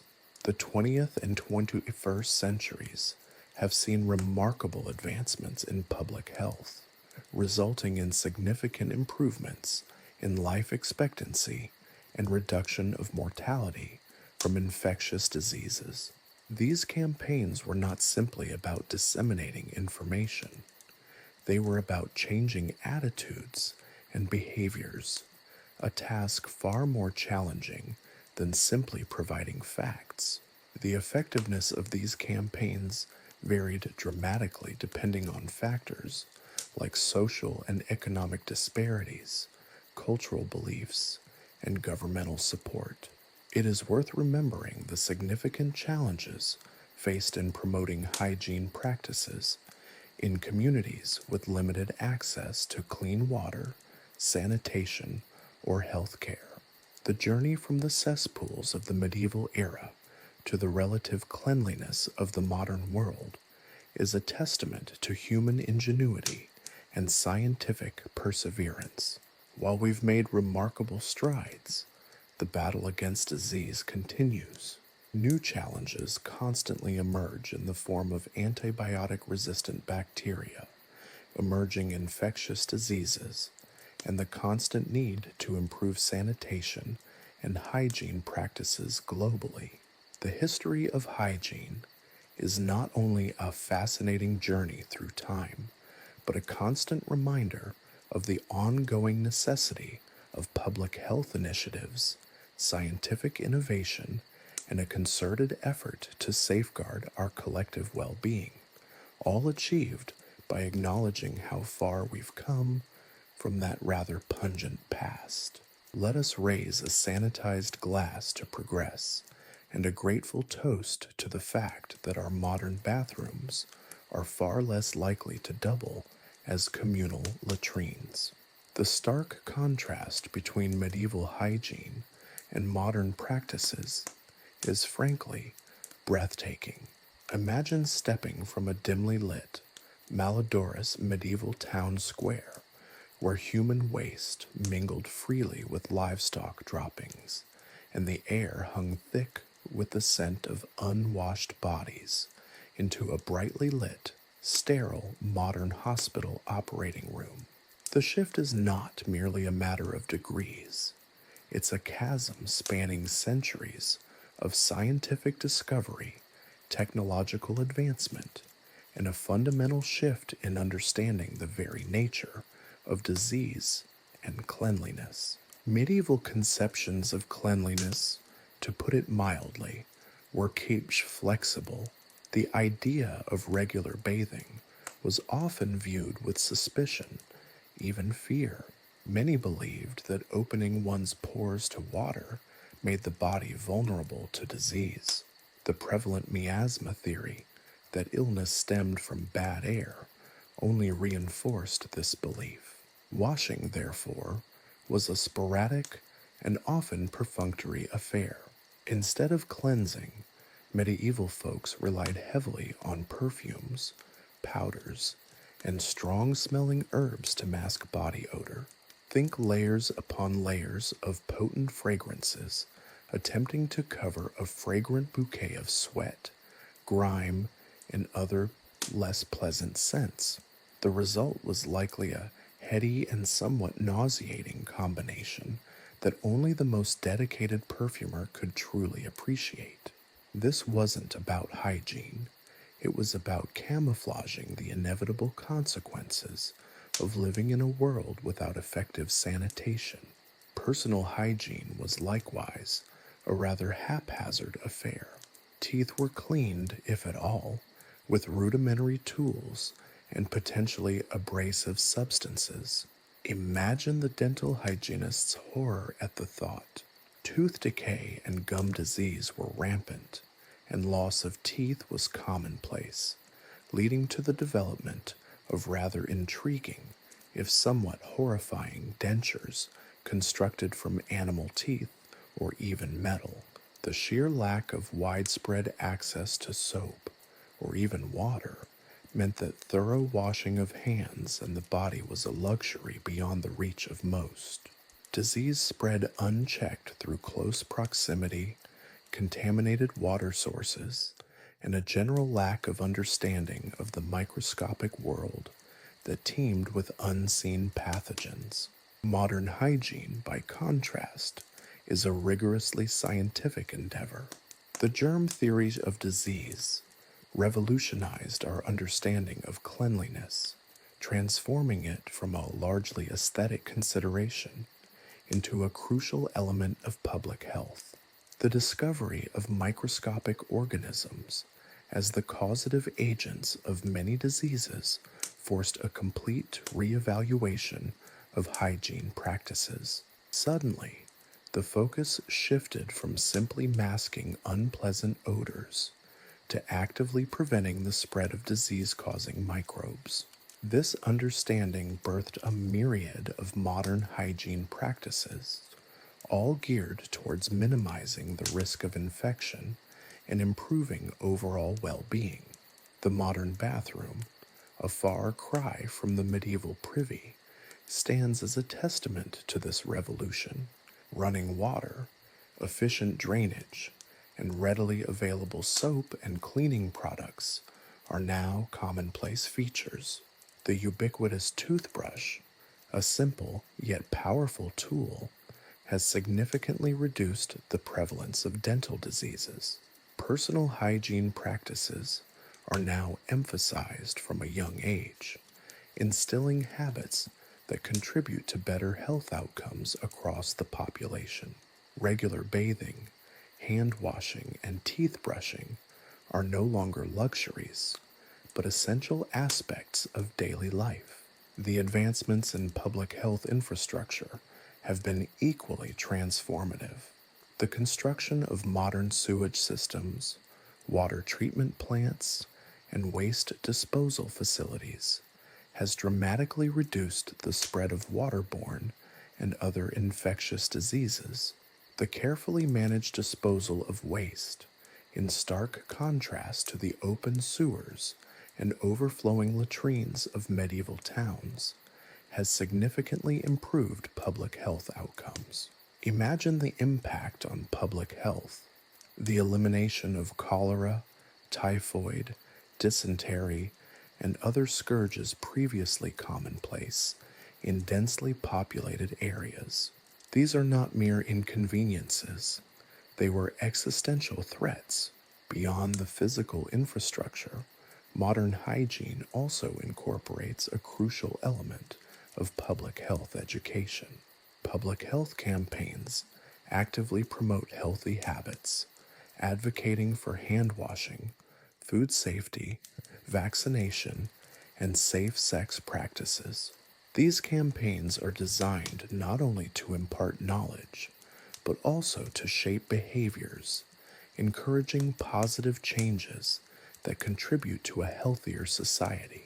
The impact is profound, particularly in reducing the spread of infectious diseases and improving overall community health.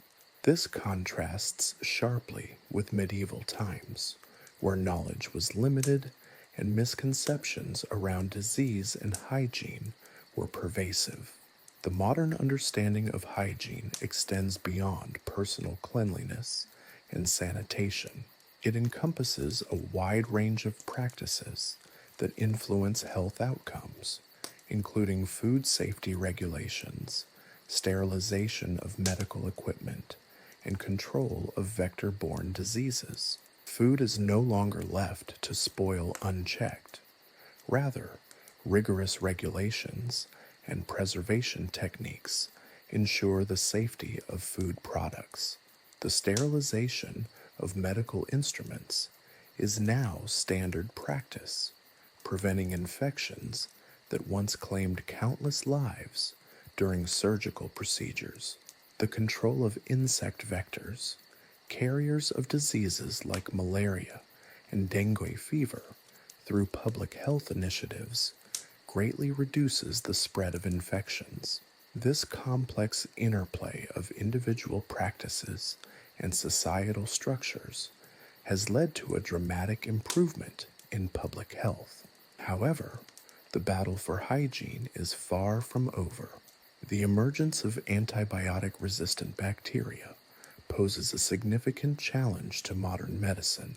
The overuse and misuse of antibiotics have created superbugs, resilient microorganisms resistant to current treatments, emphasizing the ongoing arms race against ever-evolving pathogens. Likewise, global health disparities continue to hinder progress, with many communities still lacking access to clean water, sanitation, and essential healthcare services. Moreover, the rise of novel infectious diseases, such as COVID-19, underscores the constant need for vigilance and adaptability in addressing new public health threats. Looking back at the medieval era, we can appreciate the vast strides we have made in hygiene and public health. The contrast is stark, from the pungent cesspools and the miasma theory to the sterile operating rooms and the germ theory. The journey is not simply a shift in methods, it's a transformation in understanding the very essence of health and disease. It's a testament to the power of scientific investigation, technological innovation, and the relentless pursuit of a healthier world. However, the very improvements we've celebrated serve as a reminder that the fight for global hygiene is a continuing story, requiring consistent vigilance and innovative solutions in response to challenges that persistently emerge. The battle for cleanliness, it turns out, is never truly won, only constantly fought. So, there we have it, a whirlwind tour through the surprisingly pungent landscape of medieval hygiene. We've journeyed from the fragrant, or rather fragrantly disguised, bodies of the medieval populace to the gleaming sterility of a modern operating theater, a journey that reveals far more than just a change in cleaning practices. It's a journey that reflects a fundamental shift in our understanding of the world, of disease, and of our own bodies. One of the most striking lessons learned is the crucial role of prevention. Medieval society, for all its charm, and I use the word charm loosely here, lacked a sophisticated understanding of preventative medicine. Disease was often seen as a divine punishment, a consequence of bad air, or simply an unfortunate fact of life. The concept of interrupting the chain of infection, of actively preventing disease before it struck, was largely absent. This is not to say that there wasn't any attempt at prevention. Herbal remedies, amulets, and various rituals abounded, often bordering on the absurd. However, these measures lacked the scientific basis necessary for effective disease control. Their efficacy was more a matter of faith than proven fact. Imagine trying to ward off the bubonic plague with a sprig of rosemary and a prayer. Good luck with that. Contrast this with the modern emphasis on preventative measures, vaccinations, hand washing, food safety regulations, and public health campaigns. These initiatives aren't simply about treating illness, they're about stopping it before it begins. We now understand that clean water, proper sanitation, and hygienic food handling are not luxuries, but fundamental necessities for a healthy population. This shift in perspective represents a monumental leap forward in our collective well-being. The difference between a world where disease is a constant, lurking threat and one where proactive steps are taken to minimize risk is simply night and day, or perhaps, more accurately, a fragrantly perfumed medieval day versus a freshly scrubbed modern one. The second crucial lesson revolves around the power of scientific understanding. The germ theory of disease, a relatively recent discovery, revolutionized our understanding of hygiene. Before this breakthrough, the miasma theory, the belief that disease was caused by bad air, held sway. This led to practices that, in retrospect, appear comical, even tragic. The focus was on masking unpleasant smells, not on eliminating the actual sources of infection. Imagine the irony. People desperately trying to cover up the stench of disease with perfumes and powders, while the actual cause of the illness remained completely invisible and unchecked. The development of the microscope opened up an entirely new world, revealing the microscopic organisms that cause disease. This discovery transformed hygiene from a largely aesthetic concern into a vital component of public health. Suddenly, the seemingly invisible enemies were made visible, leading to a scientific pursuit of their eradication. The invention of antibiotics and antiseptics gave us the weapons to combat these microscopic foes, and the development of sanitation infrastructure provided the structural support for widespread improvements in public health. This isn't just about soap and water. It's about understanding the underlying mechanisms of disease transmission and developing effective strategies to combat them. Finally, and perhaps most importantly, we learn that the pursuit of hygiene is an ongoing, ever-evolving process. Just when we think we've conquered one infectious disease, another one emerges. The rise of antibiotic-resistant bacteria is a sobering reminder that the battle for cleanliness is far from over. The constant evolution of pathogens demands constant innovation and adaptability in our approach to hygiene. We cannot rest on our laurels, assuming that our current level of hygiene is sufficient. We must constantly refine our practices, develop new technologies, and adapt to new challenges as they arise. The history of medieval hygiene, with all its absurd practices and tragic consequences, serves as a powerful reminder of the importance of continuous vigilance and scientific advancement in our fight for a healthier world. Consider the medieval obsession with perfumes. They weren't just a fashion statement. They were a desperate attempt to mask the pervasive stench of a world lacking proper sanitation.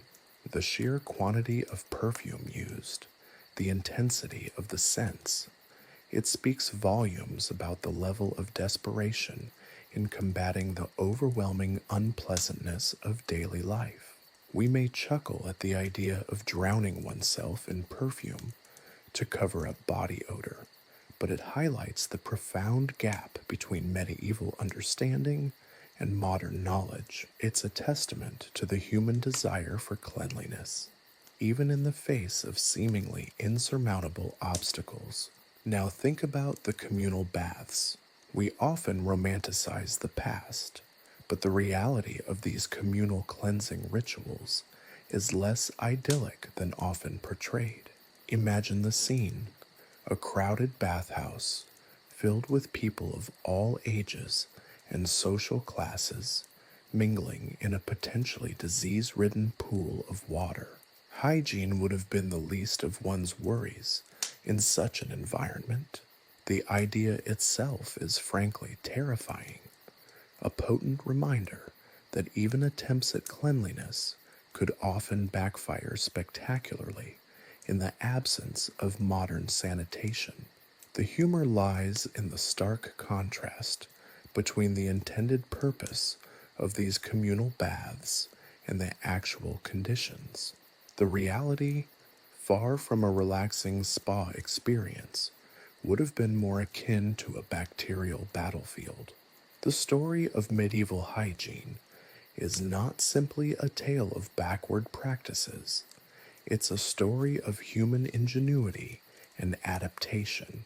People were not ignorant. They simply lacked the knowledge and technology we possess today. Their methods, though often ineffective by modern standards, were born from necessity and a deep-seated desire for cleanliness.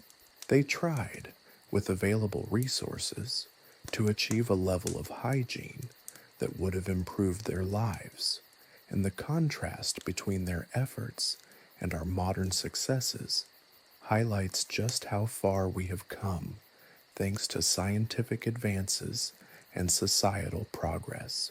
It's a journey from the absurd to the scientific, from the pungent to the pristine, from a world where disease was a constant companion to a world where we actively strive to prevent it. And that, my friends, is a story worth telling and a lesson worth learning. Let us not forget the smelly, bumpy, and frankly hilarious road we traveled to get here.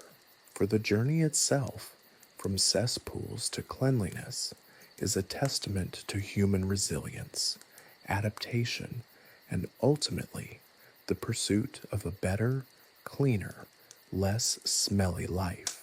And that is a victory worth celebrating, however fragrantly.